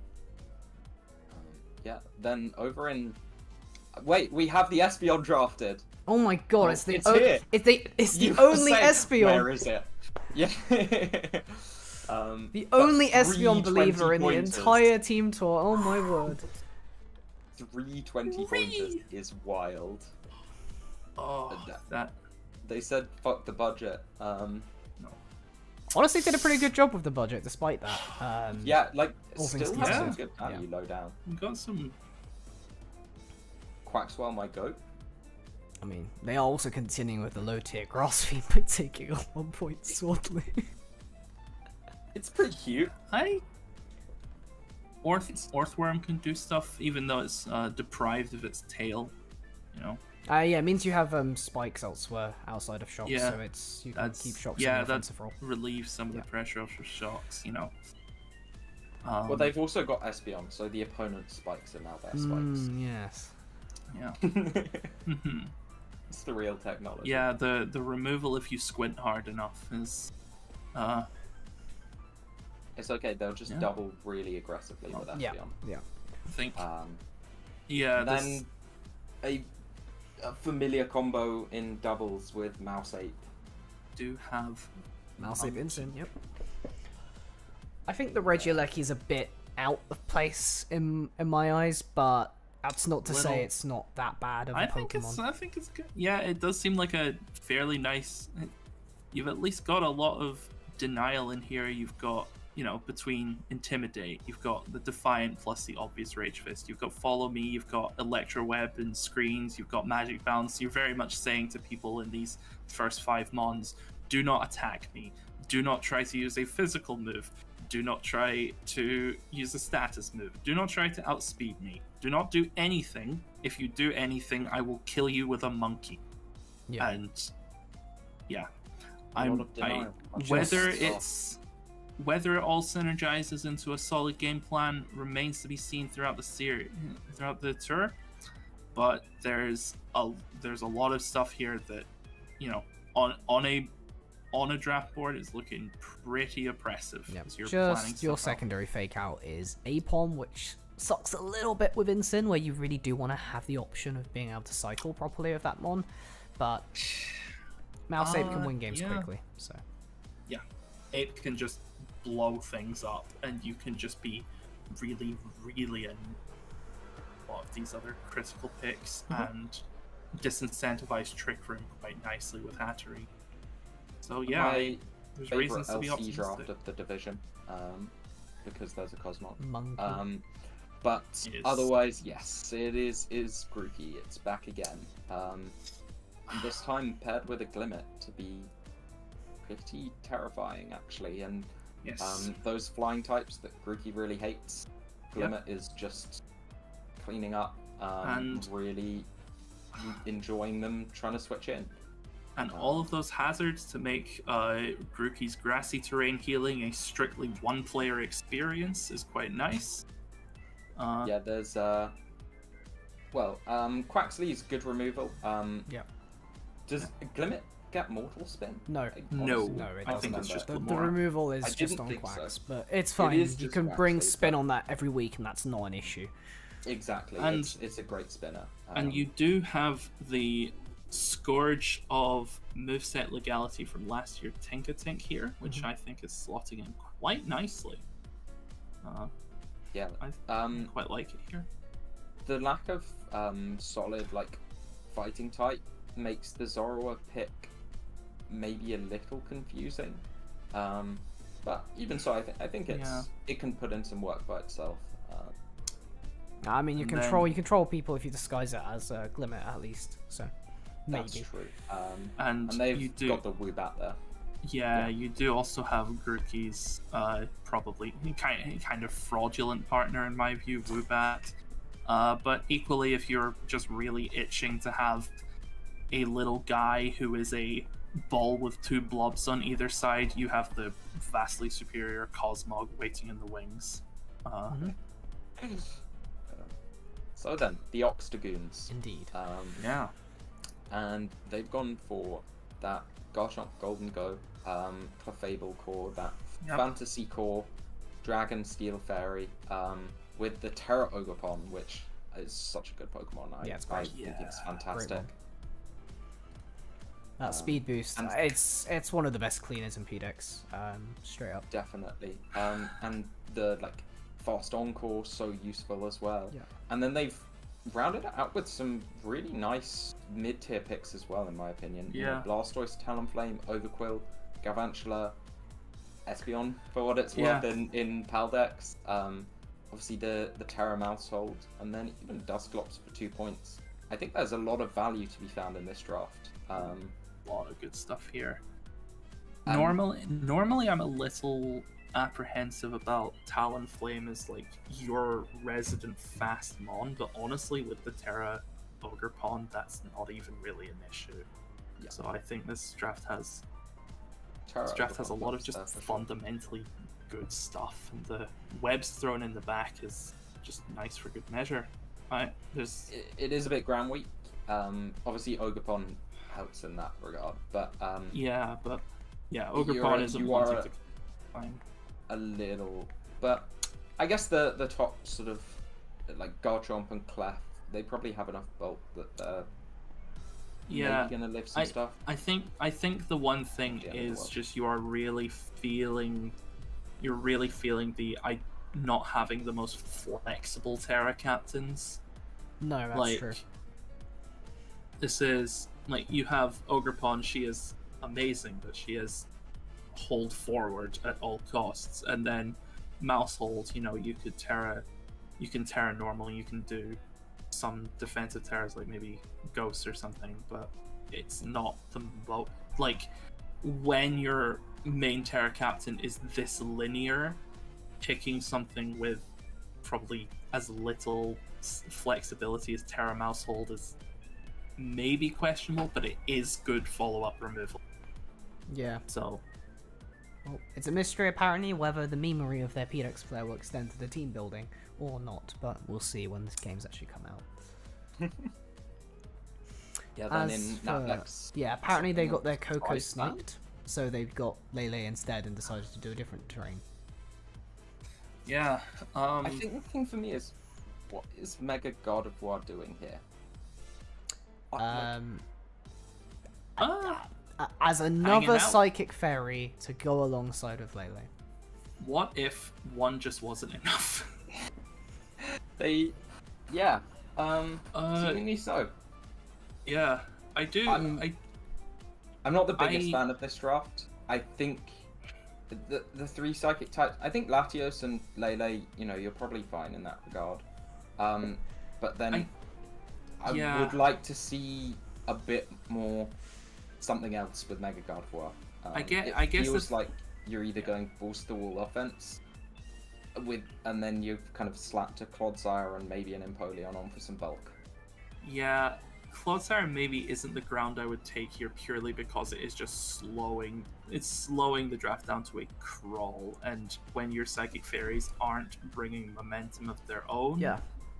that's a little off. Grafaiai and Orthworm are interesting Terra Captains, They're but fine.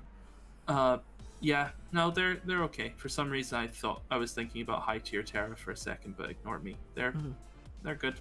Okay, so drop them. I do think that, yeah, circling back to that, Lele and Gardevoir as your kind of filling the same roles. I do see a psychic spam vision up to a point, but the fact that then your third psychic on top of all of that is one that doesn't benefit from the terrain is what makes it feel a little off.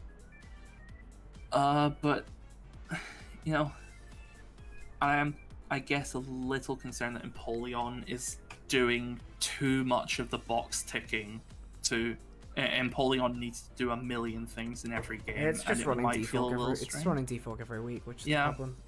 And that mono really struggles enough to fit on the right moves, but Yes, Empoleon, I've called it a UCAS statement filler Pokemon before.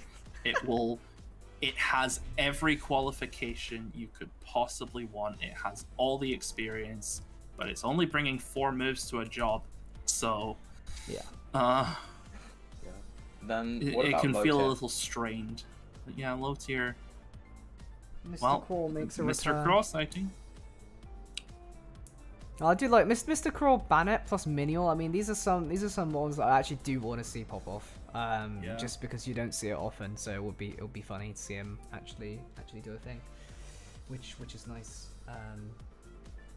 Yeah, definitely think Bannet can put in some work. We did mention this earlier, so excited for actual games with low tier to see if it actually can do that or not. Definitely.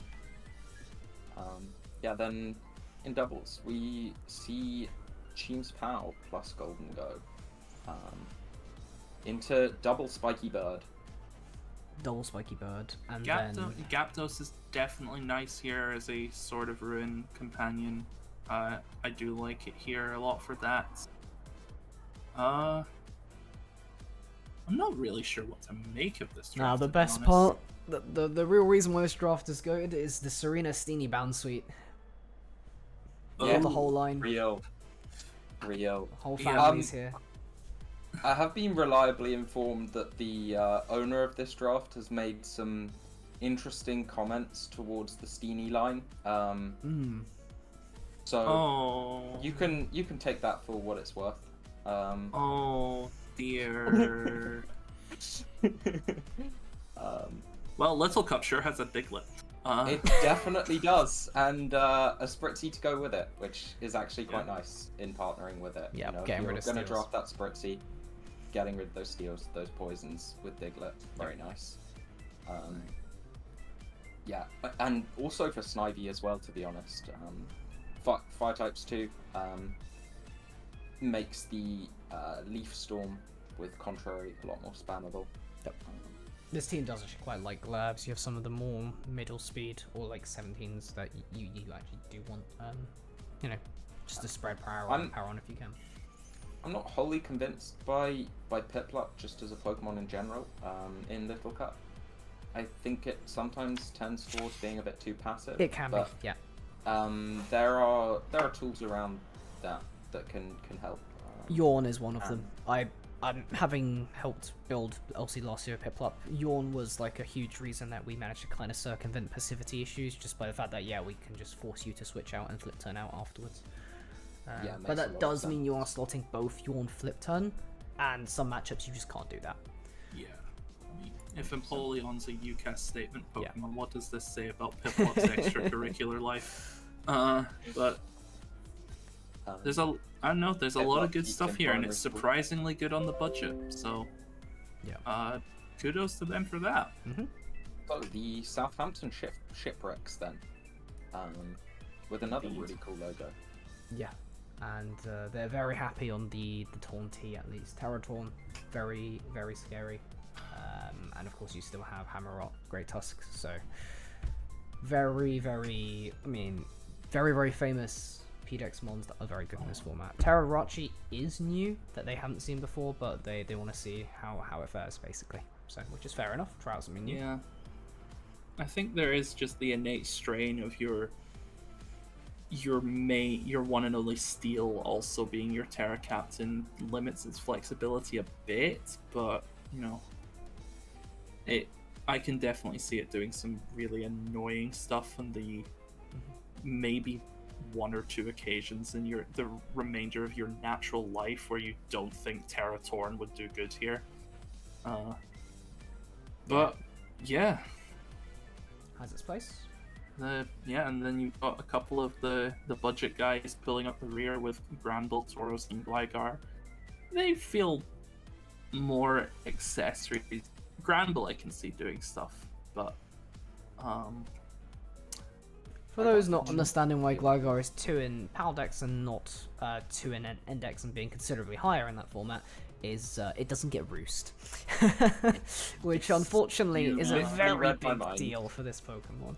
Unfortunately, unlike with Gliscor, who can coast a fair bit on Toxic Heal plus Protect, if you're not far enough along in your stages of grief to have learned this, Gligar gets immunity in its hidden ability slot, so its passive recovery is just significantly worse. And And onto what is an Navex. inconvenience? Yeah. So It's- there is a Terrapagos falling through the floor. I forgot to fix that one on the dock. Whoopsie. Yeah, Is it I just think a line? Yeah. Sinister's a really interesting Terra Captain. Oh. I think that can Oh no, definitely. it's Yeah, got fallen. it. Got it. Got it. Thank you. I think the Sinister can definitely do some cool stuff here. With Yeah, you know, Sinistra, Calm Mindset, I feel it. Strength Sap, just become insanely bulky and strong. Definitely a big threat. Yeah, and Regirock as well, just by pure stats. Oh yeah, no, honestly, I think Sinistra was already one of the ones to watch as a Terra Captain for me, and Regirock as a 6-pointer goes very, very nicely with it. Yeah. And then you just have some just consistent good mons to bulk things out before that. Yep. An Usum draft with Pagos and Sinistra slapped on, apparently, is the comment. That's sort of what I was thinking. Yeah. Yeah,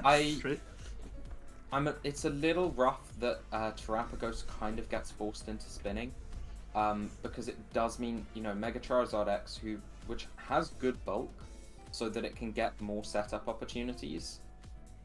It could be coming in at 50% if you can't get those rocks off the field pre-Mega and even post-Mega, where it's still taking 25%.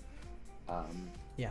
I guess Land OT does have defog in this format, but you may be forced into running that more than you'd like if you want Terrapagos to be running more Offensively, offensive yeah. sets. Yeah. And then low tip. Heracross, Swellow. yeah.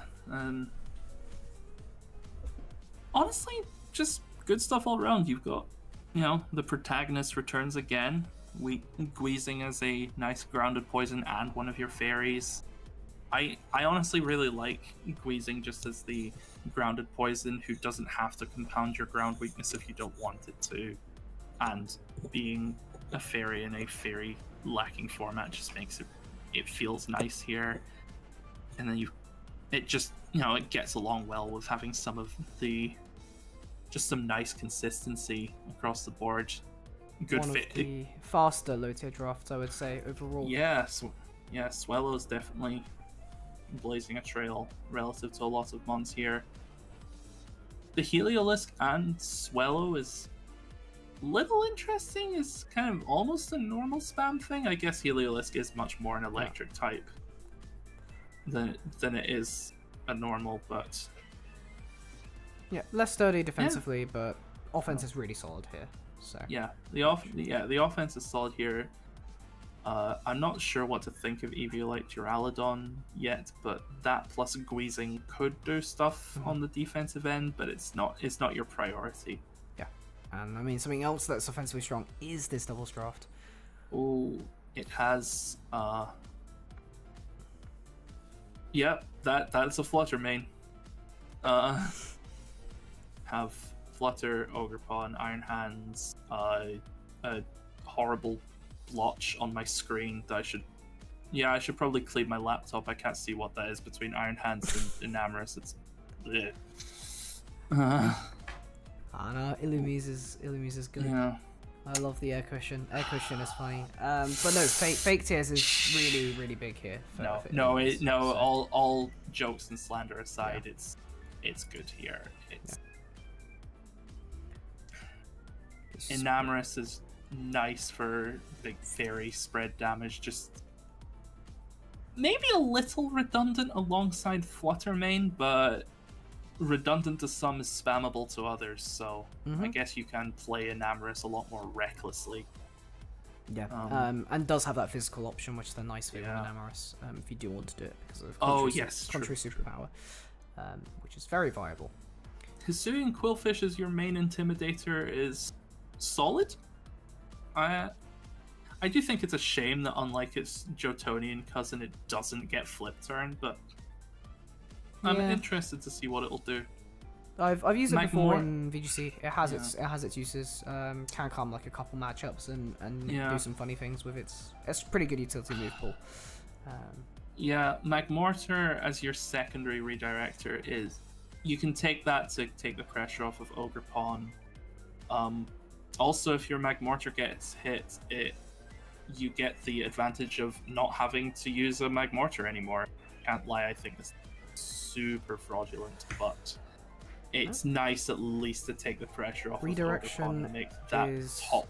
Redirection at the end of the day. It is redirection at the end of the day, and if it is making one of your best Pokemon more flexible, I can't slander it too hard. You do have a Porygon, so I'm not going to be mean. What do you think about this little cut draft then here?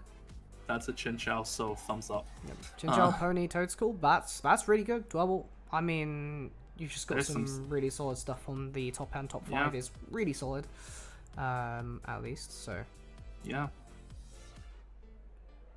I think it's a lot of fun actually. I'm a little unconvinced about Progunk, but I know that it's done some good things here and there. I've seen it perform. So yeah, I think kind of interesting. They said they wanted a steal, but then got sniped on Ferroseed and looked at Cufant and was like, nah, Cufant's arse. They opted not to go with anything in the end on that front. So that's really interesting actually, because I feel like Cufant would actually really help this draft. I know Chinchou is reliable, but just that secondary flying resist would be so nice. And also the normal resist that isn't Dwebble, because you want to be using Dwebble at the right time. But yeah, that would be my one advice. Maybe see if you can make Cufant fit. I think it would help. Yeah. Alright. Then on to St. Andrews Annihilates, which of course we do actually have Florian call for this. Yeah. So we can walk through this draft, some of these drafts. So PDEX is my one actually, so I'm not going to say anything too much since I have a game with this tomorrow, but just going over the general process of all the big Terra Captains on the board to just whack things. Raging Bolt definitely stuck out a lot.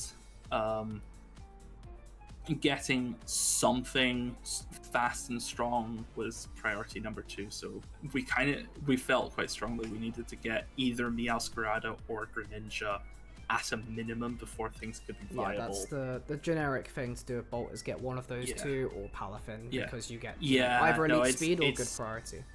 Yeah, it's not an original thing. We did kind of look through some Smogon drafts and did loosely adapt this from a Terra Bolt one. Terrapagos was just kind of realizing it's been 3-hole picks and I don't have a spinner.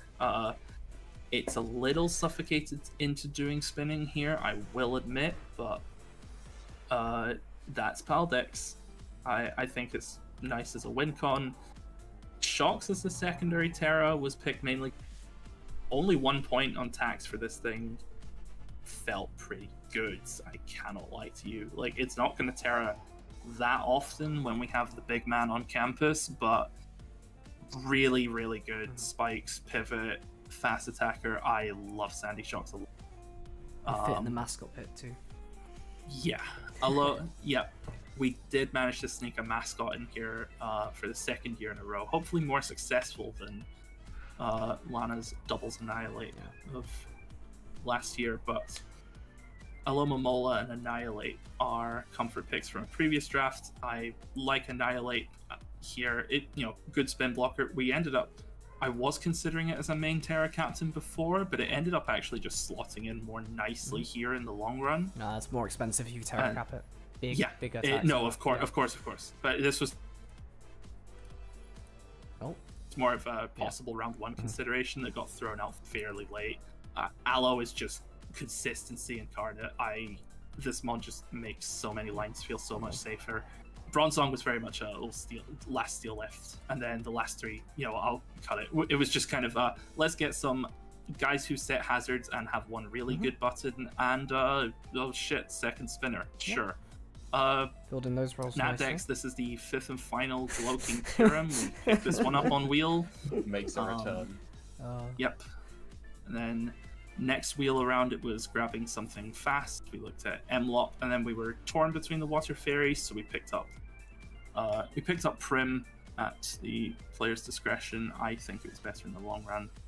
Ogre Pawn is some nice physical breaking and a decent speed tier to hit. Skarmory and Donphan after that are just kind of making the draft a bit more consistent by sheer will. And then you're getting Brambleghast, Archazol, and take together Brambles Brambleghast and Archazol are both nice to slot into the Terra Captain role. They're not the most consistent things, but they're both good options. And Swirlix at this point is almost a running joke to just slap webs on by any means necessary. With low tier, we did ruminate over this a bit. It's not going the full kind of 20 and 19 heavy ice soup route because Lana really wanted Hatterene round one. This went pick 2 in the whole div, and honestly, it turned out better than I initially expected. I have to give her credit for that. Mega Houndoom is a nuke we like. I like the bicycle.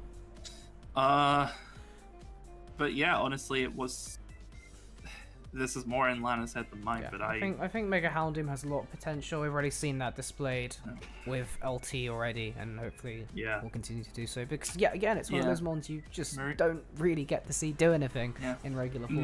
Marini at 2 points did feel like kind of a steal, to be honest. Doubles, I think Whimsicott was the adamant pick 1, and then Gouging is pick 2. Just I have a lot of confidence in this mon, and that's a good mon. I think being able to pair that with King Gambit for Defiant plus Howl alongside everything else is just amazing. To be able to dissuade that from Gouging. Breaking Swipe is almost an intimidate if you squint hard enough. Oh no, it's good. Breaking Swipe is excellent.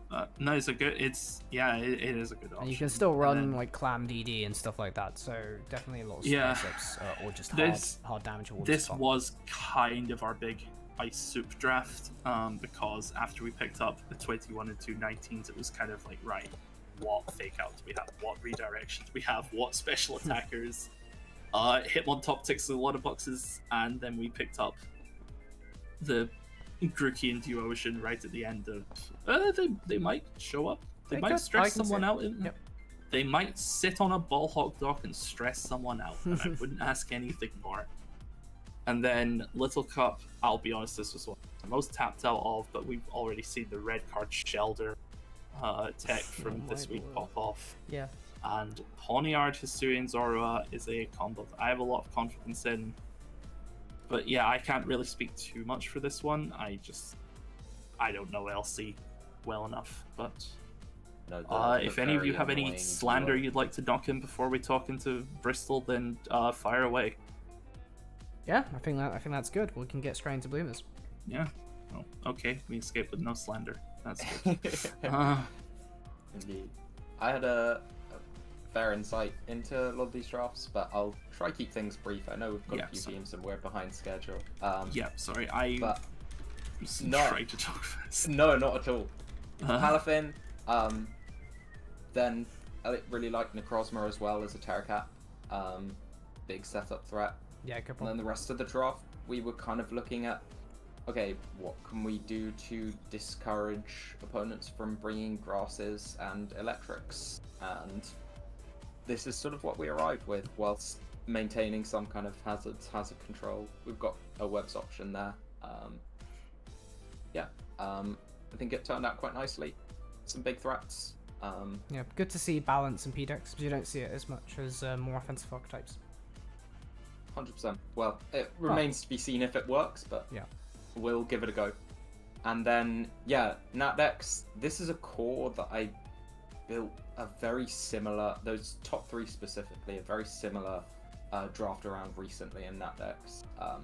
And I think, honestly, it's pretty demonic, particularly for what they all cost. It was Palabolt, tough. Yep. It was tough filling out the rest of the draft, actually. We had Iron Boulder at one point. We don't anymore. But I think we arrived on something alright, although only having one Terra Captain's... It's not ideal, but with low tier Terra, it's not the end of the world. In low tier, I definitely had less to do with this format, but I think I was basically just being like, I've seen this Pokemon do well in low tier. I've seen such and such do well. Yeah. And I mean, having Bronzong as well as another steal when we have Lucario is nice. Means Lucario doesn't have to do steal type stuff defensively. And the Goat Illumise makes a return. Doubles, I was party to the cooking that went on here. Again, we drafted something pretty rough. This was changed out a lot in Grace, right? Yeah, we had 8 Grace trades. It was, yeah, drafting went a little rough, but I think what we've arrived on now is pretty cool. Yeah, and I don't just say that because of the snow core. Obviously 2 1-pointers, but hey, Marshtomp might come to a game. like you have the advanced skill-based gameplay of Glow, but all in all, it looks like you steered it into a good direction. We have a snow core, but also, I mean, I think those top 6 themselves just form a really threatening archetype anyway. Yeah, absolutely. Then in Little Cup, Wrath basically just drafted like half the stuff that he did from last year again. I mean, if I it think works, he used ChatGPT to advise some of the drafting process. Oh dear. I'm not fully convinced by all of it, but hey, Trapinch plus Rufflet is good. Yeah. It's fun. you yeah, I mean, and you trap that's- the stuff that Rufflet doesn't want to be in against, so. Exactly. And that's pretty much it. I mean, hey, the Bloomers won last year, so let's see them do it again. Alright. Which I guess brings us on to UKCL Clodsire, or UK Clodsire. Yeah, yeah, it's we extra capitalization. There was a vote. For Oh, the there's second LSE team. as well. Yes, we have Oh, added. that's smart. There are only 2 returning Clodsires from last year. There's now 2 LSE Yeah. in the mix as well. So it's Nice. it's a whole Yeah, London this is- collaboration. This is. Yeah, that is capitalization befitting a 2008 gamer tag, but you made it work. Were you party to this drafting process then? Yeah, I was helping out with most of them. I wasn't really involved with Natdex and Lotier too much, but at least for the other 3, I was pretty involved with. So I can definitely Very say nice. some things. Well, I guess, yeah, take it away then. Yeah, Since you'll have the PDEX was like, we had wheel specs, and these are making it was nice. We got sniped on Pagos for the next wheel, but it would have been a miracle if it had made it. So the idea was, okay, we'll get Drillers, that's the best spinner left, and we'll just slap sand onto this team, which ended up working pretty okay, because general top end still works okay with sand, Zapdos is fine with it, and Wellspring Hatterene came in, so rounded off pretty well. Maybe could have been a little bit better with like where hazards are, it's a bit dodge with T-Tar Driller, but pretty fine on the most part. Index, I can't say too much. I know there was a lot of stuff looking at transactions. They were trying to build a bit of a slower balance. Ended up just being a grace trade of just slap Chi-Yu on because you needed more breaking power, because beforehand the team had like 0 damage aside from Sneasler, which wasn't great. So put the big damage fish on, why not, if you want damage. So that made sense, I guess. Yeah. Low tier was kind it of... does fit. Yeah. Sorry, Tom? It does fit here, the fish, I think. Fits Yeah, quite nicely on the team. Can be a That's bit what I was awkward on speeds, but I guess this will see what happens with how that plays out. Yep. Yeah, low tier was kind of just going through the tier list stuff. Oh, we got top 3, Hisui, Zoroark, Gardevoir, Heracross. Those are our like top 3 at least when we came up to it. That was passed on, and they got 2 of them. So always good to see. I think they went a little bit too heavy on this, and then ended up having to round off defensively with Quillard and Prinplup for defensive stuff, which is not ideal. Let's But go. the offense is good, so we'll see Middle how that starter plays out. gaming. Yeah, middle starter gaming. Knockoff is going to be everyone's going to run it, but there is a Cabalion, so you can kind of punish knockoff at least. I'm quite terrified by this doubles draft. Oh, this doubles draft was entirely me. I know our doubles player as well was like, what on earth is going on here? This draft is terrifying. In a nutshell, I wanted it to be as brain dead as possible to pilot, while still having ways of being able to adapt for matchups. So I was trying to find like the most simple things. We're happy that Rapid Fu made it, because I was like, this is the most brain dead mon to use. We don't have to think about Protect, and you can click Rain Dance, Terra Water, slap it in front of Follow Me or Tailwind or whatever, and you just press the button. Which is what it is going to intend to do, alongside throwing in Blood Moon and Komoa as saying, if you don't get the lead right, we're going to click a different button. And then the low tiers are just slapped on as, okay, we're going to adjust based on the matchup, which low tier gets slotted in. So that's Real what I button did. hours. Yeah, LC was player wanted to try something new, so Sun was done. Carvana was like a weird thing that they wanted, like, yeah, it can work, just click Crunch instead. No snipes really. I think it's pretty normal Sun, not really too much to say on that front other than that. Yeah, pretty standard Sun. Yeah. Come on, Sonkern, get a kill. True. If it gets a growth I off, back- it can actually do damage. Yeah, it's like it has solar power and it has chlorophyll. Cook. maybe. Ultimate one pointer. Yeah, so then Vespa Queen Mary, who have Big Zamacy. Big dog. Indeed, the big dog. With a couple of interesting Terra Captains here. Ceruledge for 15 feels really expensive. I know it is a very good Terra Cap. Can accomplish a lot, obviously weak armor and that. Unfortunately, they were red on their Terra type. It was a good game to watch though. Yeah, oh yes, that was that game. Yes. Really close game. Yeah. Definitely recommend you guys go watch it. Really, really cool game. Yeah, very, very fun to watch. But yeah, I mean, Mandibuzz, just the classic bulky, annoying pivot. And then got the Latios just hiding there, waiting for some nuking potential. And Abomasnow's kind of an interesting pickup. But I think a couple of the Vespa Queen Mary team like Abomasnow. There is another one in I that might be dex. thinking of the wrong people. And yeah, Gothorita just to be annoying, I guess, Yeah. low down. Obviously Tentacruel now with buffs. An interesting team. Yep. And Yeah, in that dex, the Iron Valiant Garchomp that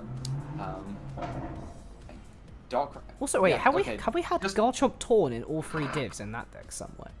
I think we have. Because I know Garchomp Torn's on my team in Yveltal, but Yeah, this is. I'm gonna really fact check top-heavy. that really, because I'm.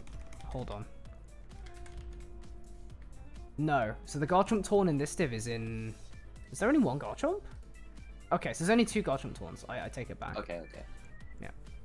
Still, yeah, a familiar combo. But they have gone very top heavy, and then decided to find this sort of like value pick Terra Captains at the bottom, with the Abomasnow and the aforementioned Frostmoth. Was it PPE scandal? I believe that may have been the phrase used to describe it. Yeah, that was a way that I chose to put it. Yeah, got Colossal in there as well, and Swallow for what it's worth. But yeah, basically very top heavy, kind of brain dead dex draft. Low tier. Yep, Perk, Crobat, Registeel, can't really complain about that. I think maybe Drago at 12 could actually be a bit of an undervalue, but it is somewhat one-dimensional without the option to Terra, so I have to see how that Although one it does pans have out. Earth Power now, doesn't it? That's true, yeah. Which is a big Yeah, buff. that one dimension is on a draft that took one of the better steals in the format, so, you know. Yeah. I'm interested to see what Ditto can maybe do. It tends to sort of thrive in more offensive formats. And I don't know if low tier satisfies that. But I guess it will depend matchup to matchup, won't it? Yeah, it would. And it's just, you know, an extra thing to consider. in Big prep threat, yeah. Annoyance, yeah. What do we think about this doubles draft then? Is this the first Iron Bundle drafted in doubles?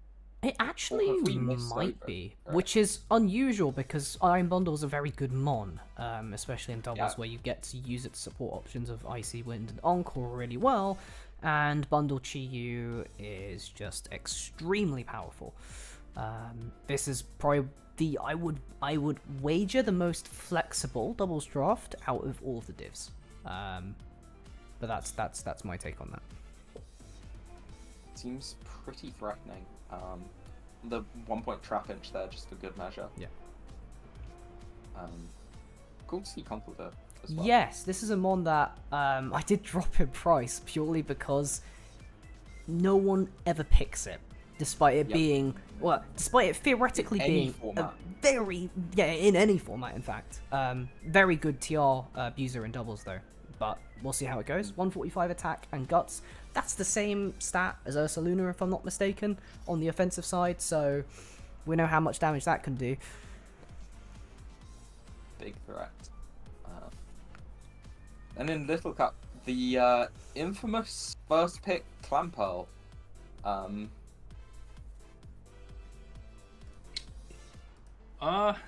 don't know what I to don't really say. know what to say about that. As someone that's drafted it before in a hidden power format, it was good there. I'm not convinced in. I mean, clearly with Powerless. Clampole and Voltorb, they just wanted the ball. True. They're out here pondering the orb. Yeah, and it you clicks got to give Shell props Smash. for that. And they have a Hisuian, Growlithe, and an Alola. Doggies need balls to play with. Wait, they really are just like playing fetch with their Yeah. dogs. I Yes. like it. Okay, this is a good draft. Even they have Sandshrew can roll up into a ball. That's True. That's good roll compression. That's good roll compression. Oh my god. Well, moving on, we have our final team, Liverpool, which I think that's a great logo. Yeah, that is Big good. up. That's really nice. I like that. Yeah. And they've gone for the Iron Valley and Timpal decks. With the Terra Hydreigon, which always feels like a good option. Yeah, Maybe not it's necessarily the best, The but- pre-DLC good Terra Cap, unfortunately. It's been a bit outclassed with 2 DLCs and metagame shifts and Pokemon Home. If it got Roost and P-Dex, it would be maybe like a 16-17 point Terra Cap. It does not have Roost. Yeah, definitely a little rough, but can potentially do some stuff with Dragon Dance, I imagine. Yeah, no, Less subplot's common still physical good. set. It's just it really misses having Roost. So Yeah. And they've basically just gone, right, we take the fat Pokemon here, and have gone for the Clodsire, Skarmory, Brambleghast as well. So they have good like spikes and good hazards. Can obviously court change with Cinderace. Although with this type of team, you'd probably want to be setting up lots of hazards than court changing them. Still, it's a nice option to have. Yeah. And then in that decks, Golden Go Latias is probably a lower point cost top 2 than you'd expect to see, I feel like. There is then a Tinglu Kartana in the bottom. Yeah. Yeah, they kind of have just plundered the if this high is- point Pokemon late on. But whatever's Yeah. left. Just kind of grabbing the Latias early and then going right to the end and go, oh, this'll do. Yeah, Less there important were than grace, Eldegoss there were for this grace draft, trades for but- this, by the way, which is possibly okay, why, okay, it looks that way. grace trades. Oh, check that. right. Yeah. It's been reordered. Um, Let's see what the grace trades actually were. Yeah, there weren't anything higher than the Goldengo anyway, so it was still a weird early Lati, regardless of that. Still, the 5-point Terra Primate, I imagine it will do The something. in Kartana a was game still or two. late as It was still should late be noted. Kartana, yep. I've seen Terra Primate do some stuff, although it does appreciate Wish support if you can bring it, which I don't see here. But I guess I don't know, Healing Wish Hatterene maybe, or Latias for that matter. Then too bad. onto low tier and Obstagoon, which I don't remember seeing so I think far. that's the first one, and the only one, therefore. Mm. Not too bad of a Pokemon, though. I definitely considered looking at it myself. Pretty good Guts user, and big old middle finger up to Ghost types if you do need to get rid of them. Tidishcha does like those gone. Maybe having a Psychic on a team with Obstagoon would have been nice for that reason, especially if you're pressuring the fightings. But outside of that, Mega Bane, Braviary, pretty good offense.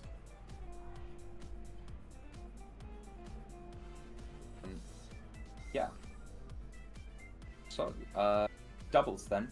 And we've got Urshifu Single Strike plus Slice Band once again. Mm-hmm. I mean, we've already seen it do work once. Yeah. This and is that just with with the Talonflame female for variety. fast Tailwind, that's just a migraine. Yeah. And Primarina for consistent spread damage outside of terrain is not to go unmentioned. Yep, gives you a Wincon with CM as well, which is really nice. Alongside stuff like Indeedee, you can definitely try and get some more of the setup going if you need to, and some games where you can play it out a bit slower.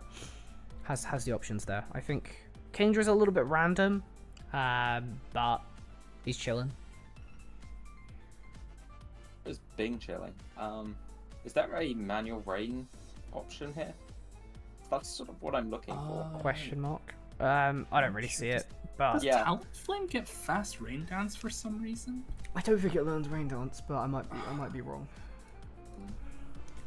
And yeah, Chestnut, which has the best. No, move in the it game. gets Rain Dance. Oh, okay. Yeah. Easy rain dance. Okay, Talonflame. there we go. That's why Cooking. Kendra's chilling. Cookindra. Benjamin, for those that know. Yeah, the real ones are aware. And then, yeah, in Little Cup, we've got an Abradraft with some quite nice offensive pieces here. Wingull, once again, ever threatening, provided it hits. And Marini and Onyx form some nice bulk. I'm interested to see how Mastiff does, though. I think it does still have Stakeout, if I'm not mistaken. Yes, No it pun does. It intended. does. It does. Which obviously makes moves really, really strong. Unfortunately, in its first debut game, it was just sacked. So. Off to a rough start then. Yeah, but I mean, Stuffle, fairly solid fighting type, and Pumpkaboo has some good bulk to it.